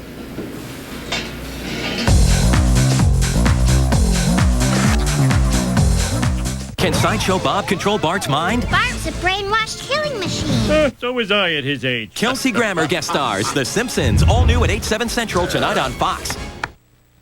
The Daytona 500 on Fox is brought to you by UPS, the official delivery company of NASCAR. We want to race the truck. People love the truck. Welcome back to Daytona, where Mike Skinner now leads 20-year-old rookie Casey Atwood and another rookie right behind him, Andy Houston. Then Mike Wallace, who has pulled big brother Rusty up into the lead draft after Rusty had to make an unscheduled pit stop for a flat tire. Right now, everybody is really, really working hard because they're close to a pit stop. Tires are going off. The wind is pushing them like crazy up turn 2 over there. Jeff Hammond. Yeah, Mike, we're talking about Rusty Wallace. Rusty had a little bit of a problem early on. Cut a tire down, had to get up and get out of the way and make an unscheduled stop. But when he came down pit road, he's coming down so hot, he actually sped down pit road. Even though he had a flat tire, as you see coming in here, got them all smoking. Couldn't get it slowed up quick enough. He got penalized 15 seconds for speeding on pit road. So therefore, Robin Pemberton, his crew chief, had to get back on the radio and let him know, look, cut a tire down, everything's okay. It's a long, long way to the end of this race. Just keep digging, baby. We'll get back in this race. And now you see Rusty's up with the lead pack. And if everything cycles through, he's going to get back on the lead lap. Everything goes according to their plans. They may get a caution, and he'll be back in this race. And it looks to me like he's got a car that can be reckoned with. Mike? That's exactly. I put him in the position. It's like you're near the front now. These guys are going to be on pit road in anywhere from about 6 to 7 laps to get their tires.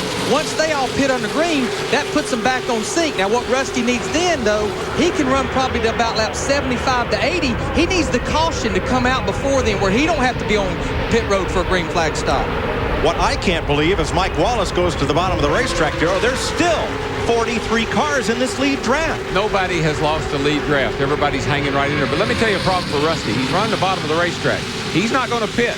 All these guys are probably going to pit about the same time. He has really got to be careful not to get caught up in cars turning into the pits. In the wall, Purvis. I think that's Jeff Purvis who bounced off the wall coming off turn number 4. Caution is out. The caution is out. And I don't think the leader got it. Jeff Purvis. There's the damage to the right side of his number 51. And the field comes around to the caution, and the pit crews get ready to go to work for the first time today. The James Finch, number 51, Purvis. This is when Rusty Wallace is hollering on his radio, tell him to let me by, let me by, let me get back in the lead lap. Come on, guys, back off. The rule, though, is you need to be in touch with the leader to race him back to the line. He's coming. He's coming, but I don't believe Sterling and Skinner and those guys are going to let him beat him back to the line. If I'm Skinner's crew chief, I'm saying, look, Rusty Wallace has got a fast race car. We don't need to let him back on the lead lap. And they don't. They will take the caution flag and pin Wallace 1 lap behind the leader due to his unscheduled pit stop. Watch the white car right side of your screen. Here he comes. Here he is up here. It looks like he has a tire go down to me. It just looked like his car took off on him and bounced it into the fence. Looks like the right front may have gone on it too. And folks, they are not bad tires. We just do bad things to them. We either run low air pressure, which hurts them, or we run too much camber. And normally there's no warning when that tire goes away. Normally you hurt it when it's a new tire, but it don't show up till late in the run like on Jeff Purvis's car. Exactly. Well, this changes the complexion of things. And Jeff Purvis will be towed back to the garage. Dick Bergman. Earnhardt is going to take 4 tires when he comes in all during speed weeks. That has been the fast way to do things. His crew here ready to go. Steve Burns. Well, Dick Bergman, everybody's at the ready here in the 31 pit of Mike Skinner. He's a little bit loose. They're going to take a little air out of the left front and add wedge. Let's go to Matt Yoakum. Both Burton brothers, the 99 of Jeff Burton and the 2204, are reporting their cars are tight. Both will take on 4 tires. It's going to be a wedge and air pressure adjustment for the 99 and just air pressure for the 22. Jeannie? Well, a bit of a development from the 88 car all along, talking 4 tires and even taking 2 pounds out of that right rear. But guess what? Now they're just going for 2 tires, a change of plans as they worked on that deal with Johnny Benson, working on a deal with the tires as well. Well, Buddy Baker can breathe a little easier. He holds the race record set in 1980. Average speed for 500 miles, 177.6 miles per hour. The first 100 miles of this race were run at 182.3. This caution Earnhardt just ran into the back of Schrader coming into the pits. I mean, he knocked the fire out of him. 41 cars will be on pit road, all but Rusty Wallace and Jeff Purvis. Let's go to the pits and Matt. Both Tommy Wallace and Tommy Baldwin changing tires. Are already on the left side of the car. They made an air pressure adjustment to the right rear to help loosen up this 22 car. They're getting the second cannon. He's down and away, Steve Burns. Jason Paulbrin, Sam Tubbs changing tires on the 31. But he's blocked it. He has to back up to get around Kenny Schrader. Oh, tight squeeze. But he does make it. Casey Atwood also has to be pushed out of his pit stall around Mark Martin. Not a lot of room there, Larry, when you're trying to get all that service done in a hurry. That's the only thing bad about pit stops on the caution, especially this early in the race, because you've got 41 cars on there and nobody gets in their hole. It looks like Jimmy Spencer's day may be coming to an end. And Jeremy Mayfield, too fast down pit road. In the 18 car, they made some major adjustments there. I believe they took a bunch of spring rubbers out of that car. Dick Berggren. Well, there is some damage to the front end of Earnhardt's car. The crew said don't worry about it, but that may be more psychology than anything else. The hood is pulled up just a tad. Could affect the aerodynamics of that race car. Could spoil his chances to win his second Daytona 500. Aerodynamics are so critical. These teams spend hours massaging the shapes of these cars in the wind tunnel, and then the drivers massage them out on the racetrack. Oh, yeah, and, you know, you heard Earnhardt complaining about the car didn't run that good down the straightaway because of the headwind, and that's going to make it worse. Jimmy Spencer is pushed behind the wall. The former NASCAR modified champion may be out of this year's 500. We're under caution. You're watching the Daytona 500 on Fox. Controversial gene research has led scientists to unlock the secrets of DNA.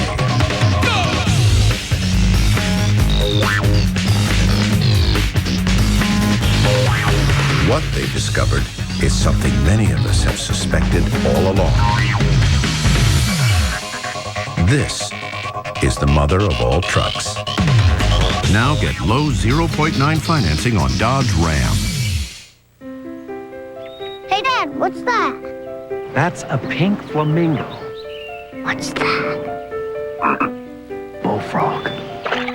What's that? That, son, is a Chevy Monte Carlo. If you want to see 700 horses under a hood, spend a day by the lake on the famous Daytona infield, but bring your Visa card, because you won't get in with American Express. Isn't nature great? Visa, it's everywhere you want to be. From the quarter mile at St. Louis to the third turn at Talladega to the pits of Laguna Seca. Wherever innovation is the margin between win and lose, the pros reach for the same tools you do. Craftsman, the official tools of CART, NHRA, and NASCAR. KFC's new spicy barbecue wingy. Little honey make my tummy singy. Then smoked jalapeno and a long, slow stingy. 20 for $6.99, 8 for $2.99. But not for long. It's your breakfast table. It's your car.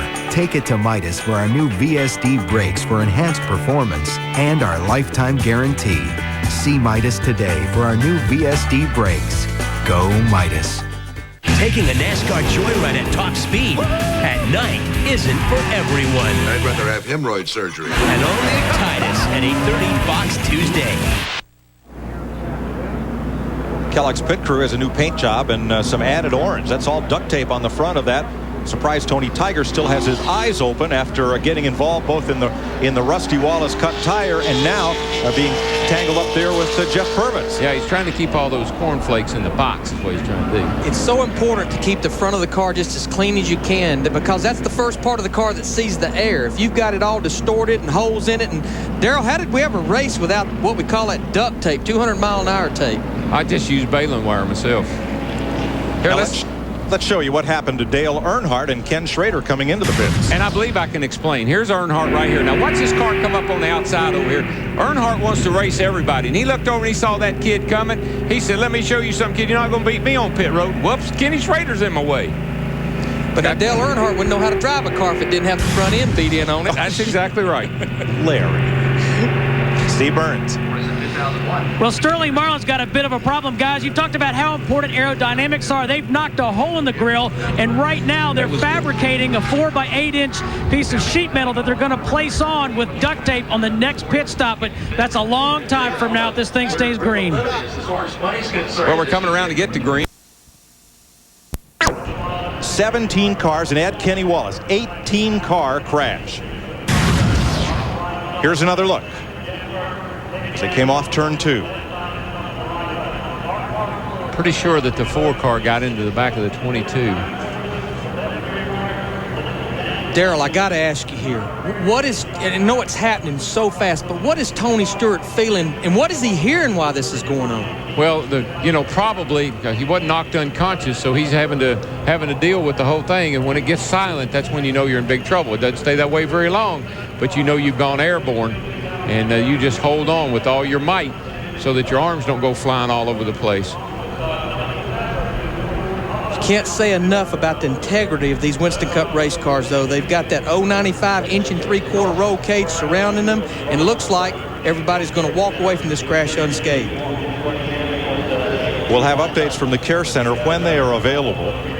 Mark Martin's car came to a rest on pit road, and he abandoned what was left of it. They're going to haul that to the garage. Another look off turn 2. I'm not looking at it from that angle.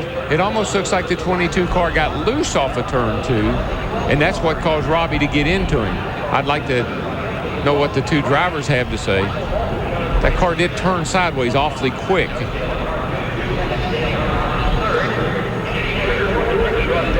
Our tape producer looking for a view that will perhaps show us definitively. Now here from the blimp. Well, it's just ahead of it. Yeah, we're just ahead of it there. Wow. Now look at Burton's car. When it goes sideways, it collects up the whole rest of the field. I mean, there's cars going under Stewart's car while he's in midair. Yeah, there's cars just he was kicking around all over the place. Let's ride through it with Bill Elliott.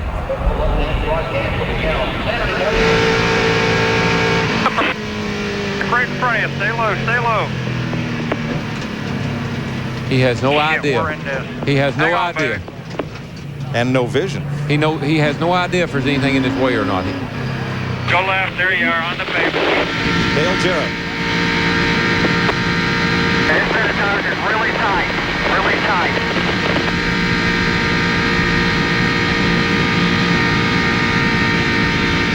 CM4 on a really tight. Slowing up here a little bit. Slowing up. Come on. Come on.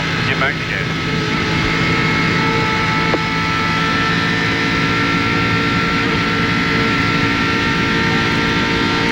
You're the spotter talking to him and just telling him everything that's going on around him. Back down to turn 1. Got a little run. He had to let out the throttle there. 18 still in the middle. 3 wide.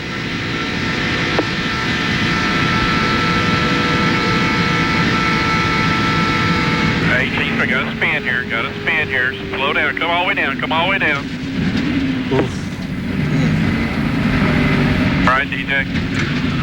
Go down, but there was no down. The whole racetrack was blocked. Talk to me.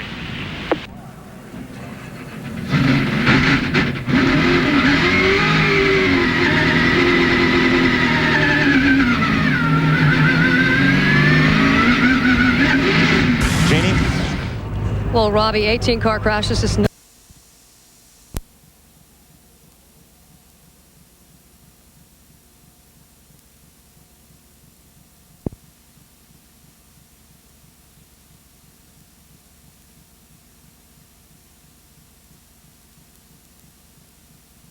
car is actually a little bit better through the corner. Dale seems to be able to pull back up on the straightaway, but those two cars in front seem to be a little freer through the turn right now. And I think that's the problem Sterling Marlin's got. Ken Schrader can pull up on him in the straightaway. Sterling's so strong through the corner, he actually yards Schrader in the corner, and Schrader can't push him on by him. In 24 of the 42 previous 500s, the driver leading with 10 laps to go has gone on to win.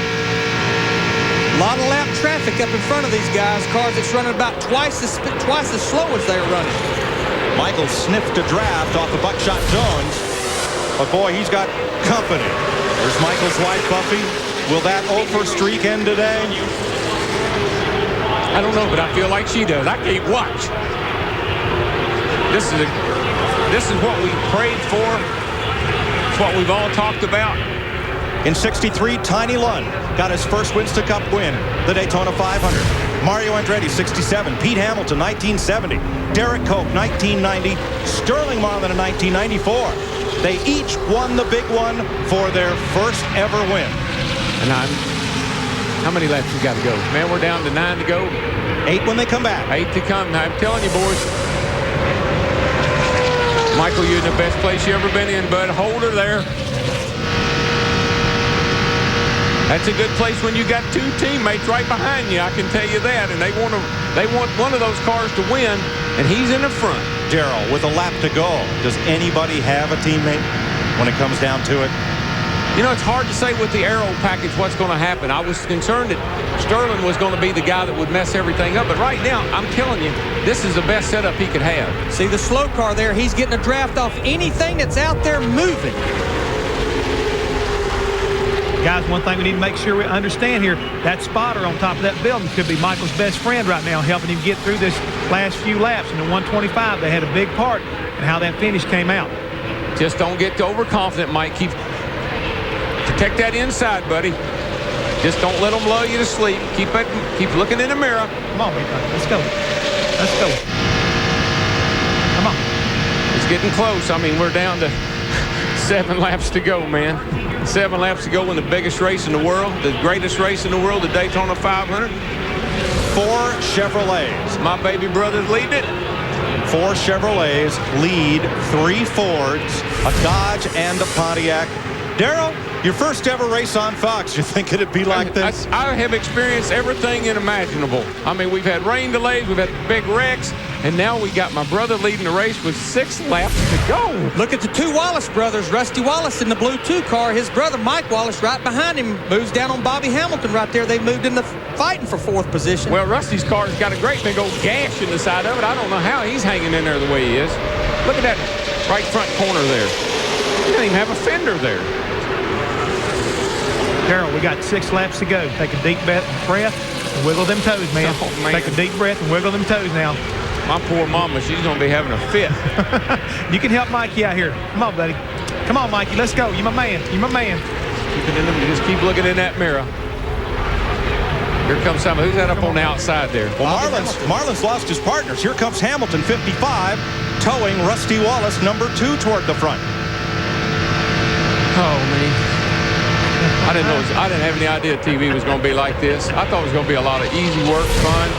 This is hard work. Well, it was until about 30 laps ago. 5 laps to go. Leading the Daytona 500 with 5 laps to go. Look at Sterling below the apron going into turn 1. Ducks back in the line just in time to get there. He run with him. Schrader got kicked back to 6th place. Let me tell you, that's the best thing that Mikey's got going for him is those 2 cars behind him. You got to pass 2 cars to get to him. And those guys are smart enough to know Dale Jr. and Dale Sr., they cannot pull out. Darrell Waltrip won this race in '89 after 17 years of trying. He and Earnhardt perhaps best know of everyone here the frustration that builds when you've tried so long and so hard to win one Winston Cup race, let alone the biggest of them all. Junebug getting a little antsy there, but they're getting heat from the back. Sterling's all over Dale Sr. Dale Sr. is trying to keep him back so they can't get to the 2 team cars in the front. This is a chess match at high speed. 4 laps to go. Single file around lap traffic. Man, those guys didn't need to be there. They should have got down out of the way.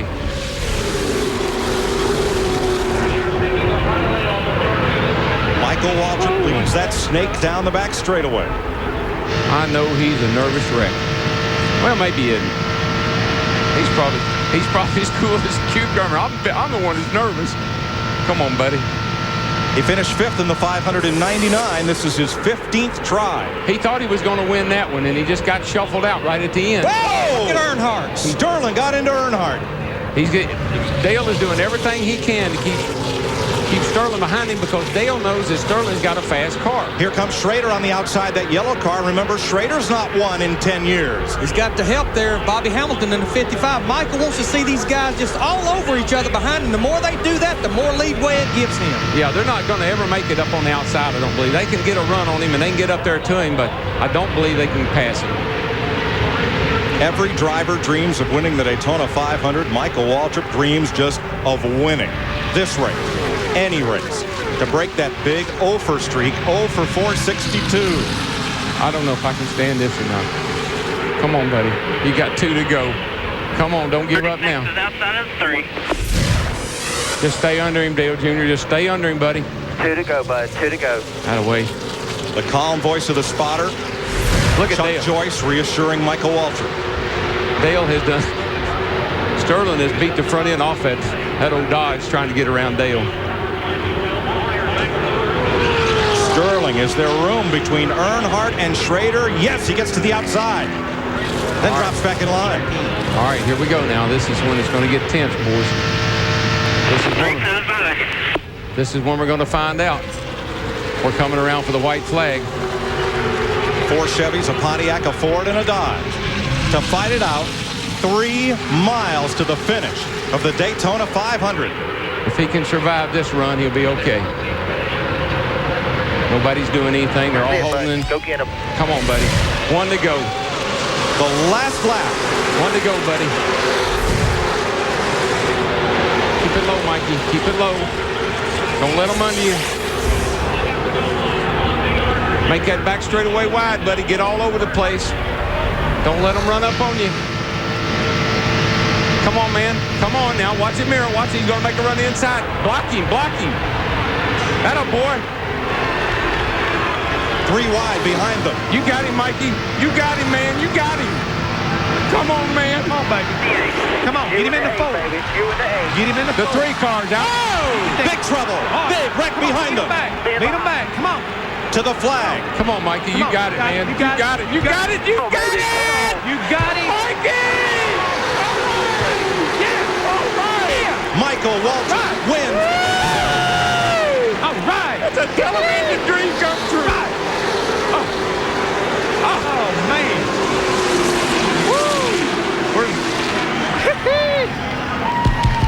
How about that? All right.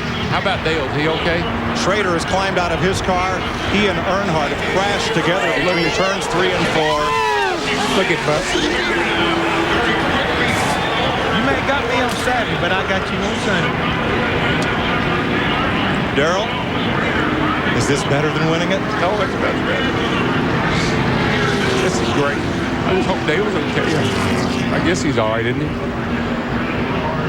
Oh, Michael Waltrip takes off the helmet, drops the window net, and he's about to get the best ride in racing. Man. To Daytona 500 Victory Lane.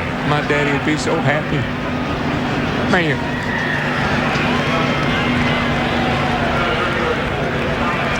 Michael Waltrip has won the Daytona 500. Tears running down his cheeks as he comes to Victory Lane. We'll be right back.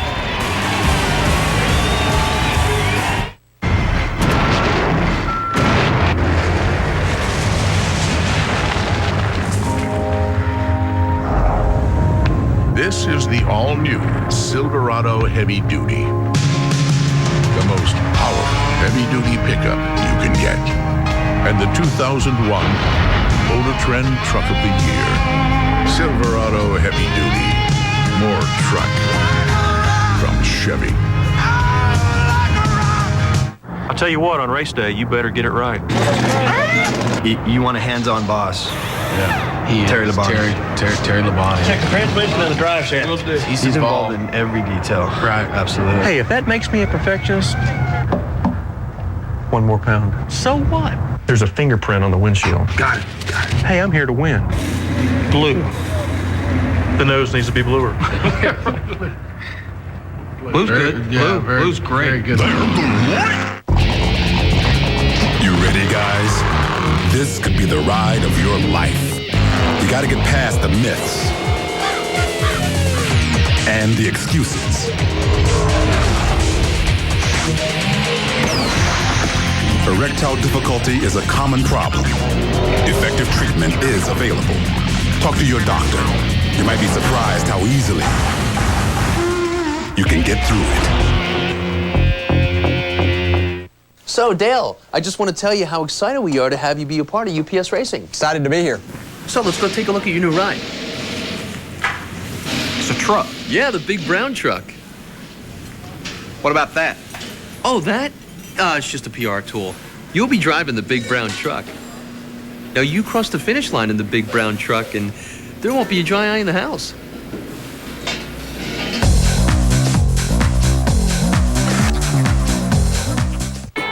It's your breakfast table. It's your car. Take it to Midas for our new VSD brakes for enhanced performance and our lifetime guarantee. See Midas today for our new VSD brakes. Go Midas.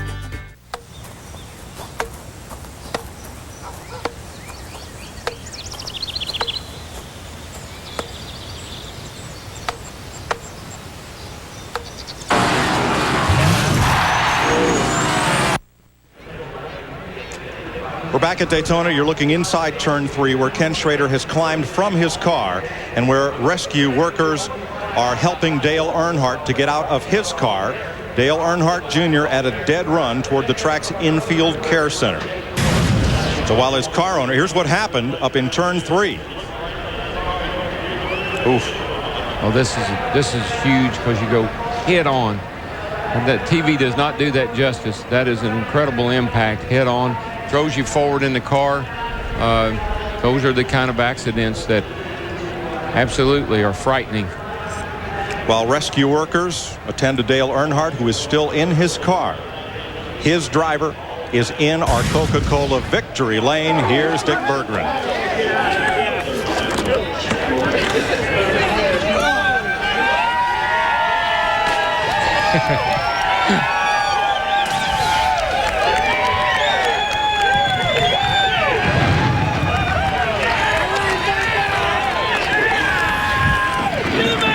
Michael Waltrip, 462 green flags, finally a checker. Does this feel as good as you had hoped?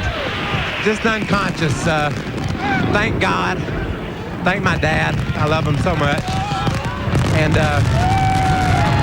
you know, I just can't believe it. It hasn't sunk in yet. I know I would have never won without Dale Jr., so he has to get half the credit.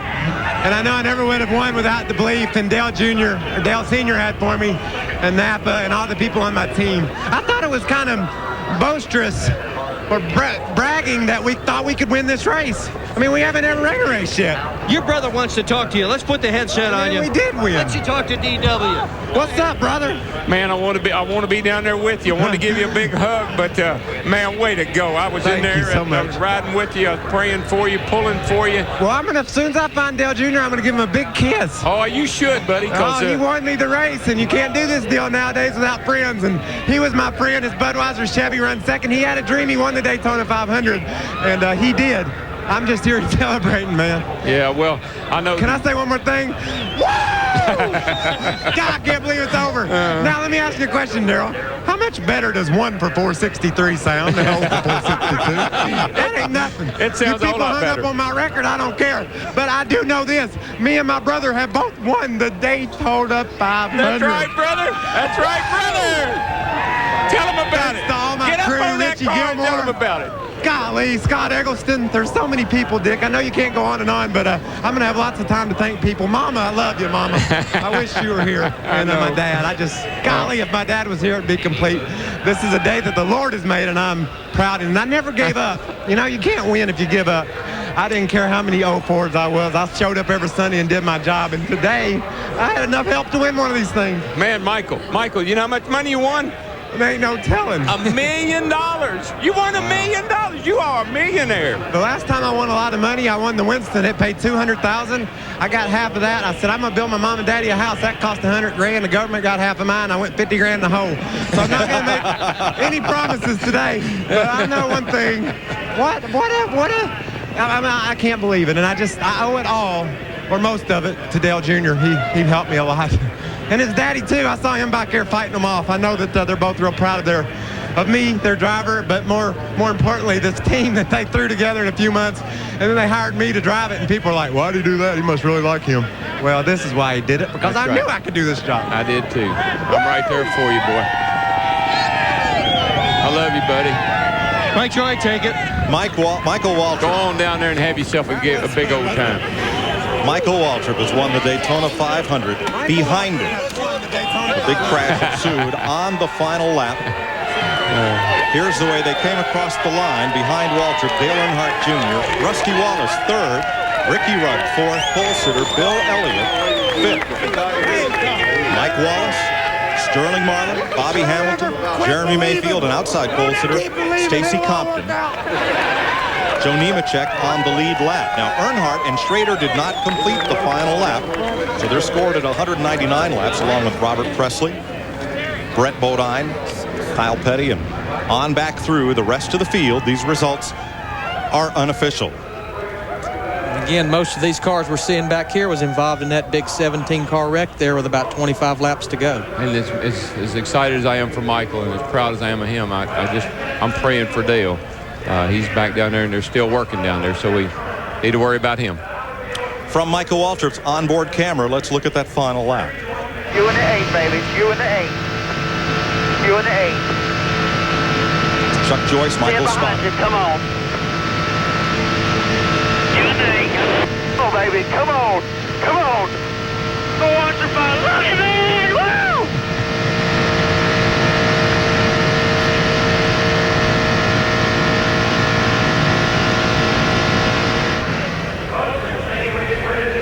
That's Buffy, and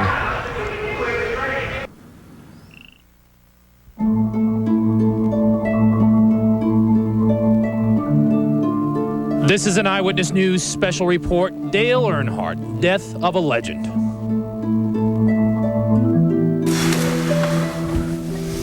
To his fans, he was simply known as the Intimidator. Look at the smile that always told the story. To the people in the Carolinas, He indeed was a hometown hero. And tonight, after a tragic twist of fate, people across the country are mourning the death of the Intimidator. We affectionately call him Dale Earnhardt. Good evening, folks. Thanks for joining us tonight. I'm sure you at home just as stunned as we are. Harold Johnson here and Corey Kessler here to talk about this story. We've been involved in it ever since it happened, so you can imagine what we've been going through just trying to put the pieces together. Yeah, I'll never forget 1995. I walked into the Daytona 500 garage area for the first time, and the Intimidator whizzed right by me, and I said, he's the boss. Oh, well, you know he that. Certainly is the boss. You're the boss here, but he was the boss. He was the boss on the track. And he wouldn't let you forget it either, I want to tell you that. Here is really how things unfolded. Here you see the accident. Earnhardt was locked in a battle for third place in that race today at Daytona.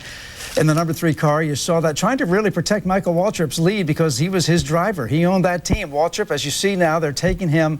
This is a video at the Halifax Medical Center. They are wheeling Dale Earnhardt. At the time, we are told that he was unconscious at the time. A doctor that was on the scene at the wreck said, I almost feel like he died instantly. That's where they pronounced him dead. They worked on him for about 90 minutes. You see his wife, Teresa, also Dale Jr.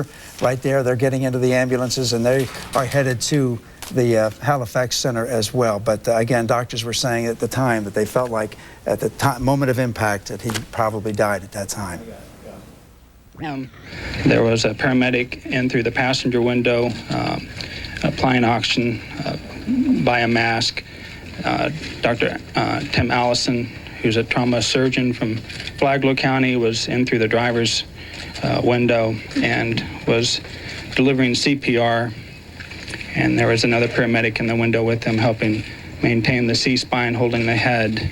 But he had what I feel were life-ending type injuries at the time of impact, and really nothing could be done for him. Dr. Steve Bohannon there giving his opinion on exactly what happened. Many times we see it, race fans know the story, Corey. Yeah. When the cars are rolling, you get nervous watching, just like Tony Stewart today, but drivers say that's okay, but it's when they roll and hit something and then boom, there's nothing, then they get nervous. Yeah, and folks really didn't realize the impact until the news of Earnhardt's death certainly sent shockwaves when people found out that he had indeed passed away. Channel 9 sports reporter Tiffany Wright is live tonight at Lowe's Motor Speedway in Concord, where Speedway President Humpy Wheeler is talking about what is next for the Earnhardt team and the family and how much he meant to the sport, Tiffany. Well, you're absolutely right, Corey, and Humpy Wheeler really just knows how much Dale Earnhardt has meant to the sport of racing. He was an ambassador to the sport, and he really considers him his close friend. And earlier we caught up with him moments after he returned from Daytona, and he gave us some comforting words. You know, he's a Michael Jordan of our sport, and to lose him at this point, as he was going for an 8th championship, and particularly in the Daytona 500, and in particular the last lap, is incomprehensible. This ranks right up there to me with JFK's death, and it's just a shock. I don't think this is the first time I've been able to even say anything about it. Right now, we've got to get behind the whole Earnhardt family, the hundreds and hundreds of people that are affected by this, that are directly involved with Dale Earnhardt. Of course, we got to think of all those race fans, too, that this has affected in a very bad way. Wheeler obviously devastated over the death of the Intimidator, and he also said that right now the next step for him is to be there for the Earnhardt family and comfort them during their great time of sorrow. We're live outside Lowe's Motor Speedway. Corey and Harold, let's go back to you. Thank you, Tiff, very much indeed. We might as well mention, too, the fact that Senior was going for his 8th Winston Cup championship, and I had teased him about, how long are you going to do this? You're 49 years old. These young guys are coming along. He said, but they're not beating me, Harold. Yeah, and he said, I said, when are you going to retire? He said, think of the number 8, because he was tied with Richard Petty for the most Winston Cup championships. I really and truly believe if he got 8, that he would have retired, and he was really gunning for it this year, big time. Yeah, he really was, and you get the feeling that he was aggressive. He was going to get it. Of course, these are pictures from about a month ago. It was NASCAR's media day at Lowe's Motor Speedway in Concord. Listen to some of Earnhardt's thoughts on winning, safety, and the newest member of his racing team, Michael Waltrip. And now Michael. And Michael, you better win. Pressure is on. These guys have stepped up to the plate and done the job, and it's been great. Learn more every day. It's like driving the Corvette for Chevrolet. I've learned more about road racing than I did before. I'm still open to learning. I'm still open to getting better, and If I keep doing that, I'll be competitive. I'll be a winner. If I stop learning, I'll have to retire and quit. It's racing. It's a risk. It's excitement. It's fun. We take it and go. Of course, NASCAR is still recovering from last year's deaths of Adam Petty and Kenny Irwin. Both died at the same track on the very same turn at New Hampshire International Speedway. These are pictures right here from last May when Petty crashed during a practice run. 2 months later, Irwin was also killed at the same track there. Oh my, I have to think and have to wonder, Corey, as I was watching the race, who was Dale Earnhardt? I'm talking senior. Who was he going to hug first in victory lane? Would he go to Michael Waltrip because that was his guy? He said, come on under my wing. Or would he hug Junior, who finished second? It was a great race for him. But I think Waltrip might have gotten the first hug because he started over 400 Winston Cup races and never took a checkered flag. Yeah, you have to know, did he actually see if he had won the race, Michael Waltrip? That's the thing I wonder about as well. Dale Earnhardt, as we all know, was born and raised in Kannapolis. A fact that everybody in our area knows. His family now lives in Mooresville, where he built his multi-million-dollar racing team. By the way, Mr. Earnhardt, a millionaire probably 50 or 60 times over. The man made a lot of money. Channel 9 Steve Litz is in Mooresville right now with more on what the folks are saying. I can tell by the look on your face, Steve, that's a sad and somber night. You know, certainly Dale Earnhardt, he's got a lot of fans out there. He's got a lot of friends out there, too. Hundreds of them have been showing up here outside Earnhardt headquarters to pay their last respects. Let's roll some of the videotape that we've shot throughout the evening. You're going to see what's going on out here. There are hundreds of bouquets of flower, a nice poster out there, somebody talking about how Dale Earnhardt was their hero. You're going to see a shot of a young girl here, candlelight vigil, by the way, plenty of candles out here, but look at this little girl's face. This is a girl by the name of Brandy Cook. She came out here with her mother to say so long to Dale Earnhardt Sr. First, you're going to hear from Brandy, and now you're going to hear from her mother. Listen. I just hope that he's thinking that he's in a better place. This is called NASCAR love. You know, I've worshipped him for the past 10 years, through thick and thin. Had a lot of fights with family members, you know, over drivers, but overall, you know, he was a great person. Great person. That is how Dale Earnhardt will be remembered from all of his NASCAR fans and family. You can see over my right shoulder, people continue to show up here even at this late hour. Plenty of people out here shedding plenty of tears for Dale Earnhardt Sr. We're live in Mooresville tonight. I'm Steve Litch, Channel 9 Eyewitness News. I like what Steve said. If you were an Earnhardt fan in your family, there were others that weren't, and I'm sure there was conflict at times. You know, gotta be. Your guy, my guy. It's interesting to know too that leaving Daytona tonight, I just read a story on the wire. There were so many restaurants that were filled with people that were excited, but then when they heard about the death of Earnhardt, people just got up and left restaurants. People were driving back to Massachusetts and Pittsburgh, left and went back to the track just to be there where it happened. Yeah, we had a lot of viewers call in and just shedding tears on the phone. Unbelievable, folks. And we really haven't, I think, felt the full impact of what Dale Earnhardt has meant to the sport. We'll find out more as the days ahead, of course, move on.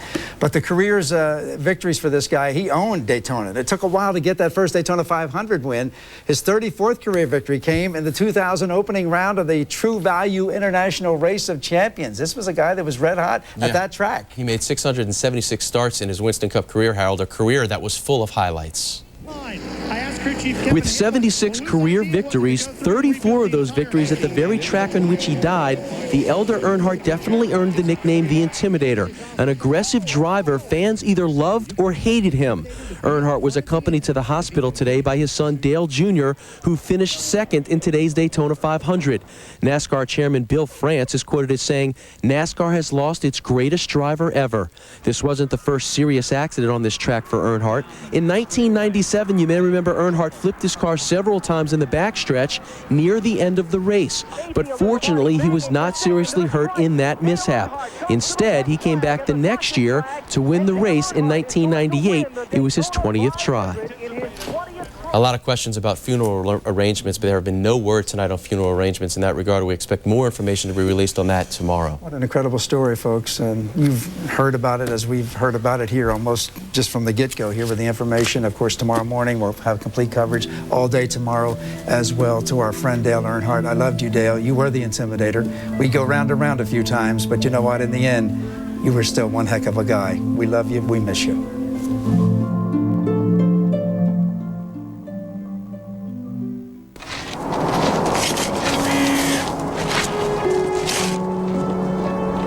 Single rate, only from Verizon Wireless. Simple, affordable, national. Join in. You know, for some Earnhardt fans, it's tough to put grief into words, but for others, it seems expressing those emotions can help ease the pain. Tonight, once again, we bring you 104.1 WTQR's version of The Dance by Garth Brooks. Dale Earnhardt Sr. was pronounced dead at the Halifax Medical Center at 5:16 p.m. from injuries sustained in the last lap crash in Turn 4 at Daytona International Speedway. I want to play The Dance in memory of Dale Earnhardt. He's the best and always will be. Looking back, We're all thinking of the family. all the memory of Dale, you know, he's a great driver and he's got very loyal fans. the dance we shared. When you think of NASCAR, you actually thought of Earnhardt before you thought of the word NASCAR. For a moment, all the world was right. How could I have known? And we're just going to miss him, that's all I can say. That you'd ever say goodbye. And now, I'm glad I didn't know the way it all would end. The way it all would go. Our lives are better left to chance. I could have missed the pain, but I'd have had to miss the dance. I hope nobody ever sits in that car again because it means a lot to the whole world. Holding you, I held everything. He was the best, doing a job that only he knew how to do. For a moment, wasn't I the king? Dale Earnhardt was NASCAR. But if I'd only known how the king would fall, hey, who's to say? You know, I might have changed it all. And now I'm glad I didn't know the way it all would end, the way it all would go. Our lives, He is just the best driver. He has moves that are just unreal. better left to chance. I could have missed the pain, but I'd have had to miss the dance.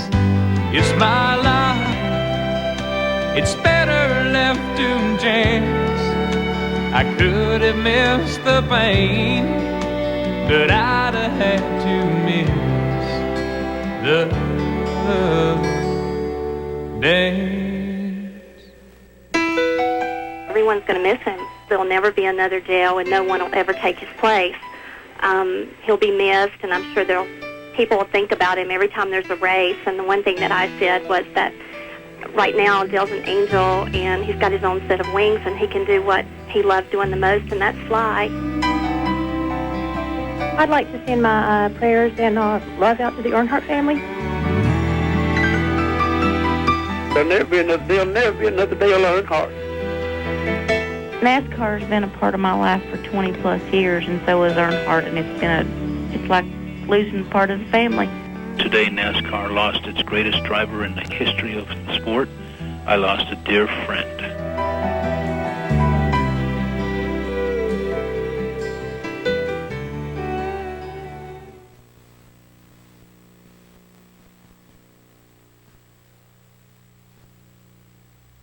The Finnerty strike it rich. $1,800. Yes! Will they spend it on a ski trip? Mr. Catalini is chaperoning, so you know I won't get into any trouble. Wait, didn't he sleep with a student a couple years ago? Allegedly. A guitar. Oh my...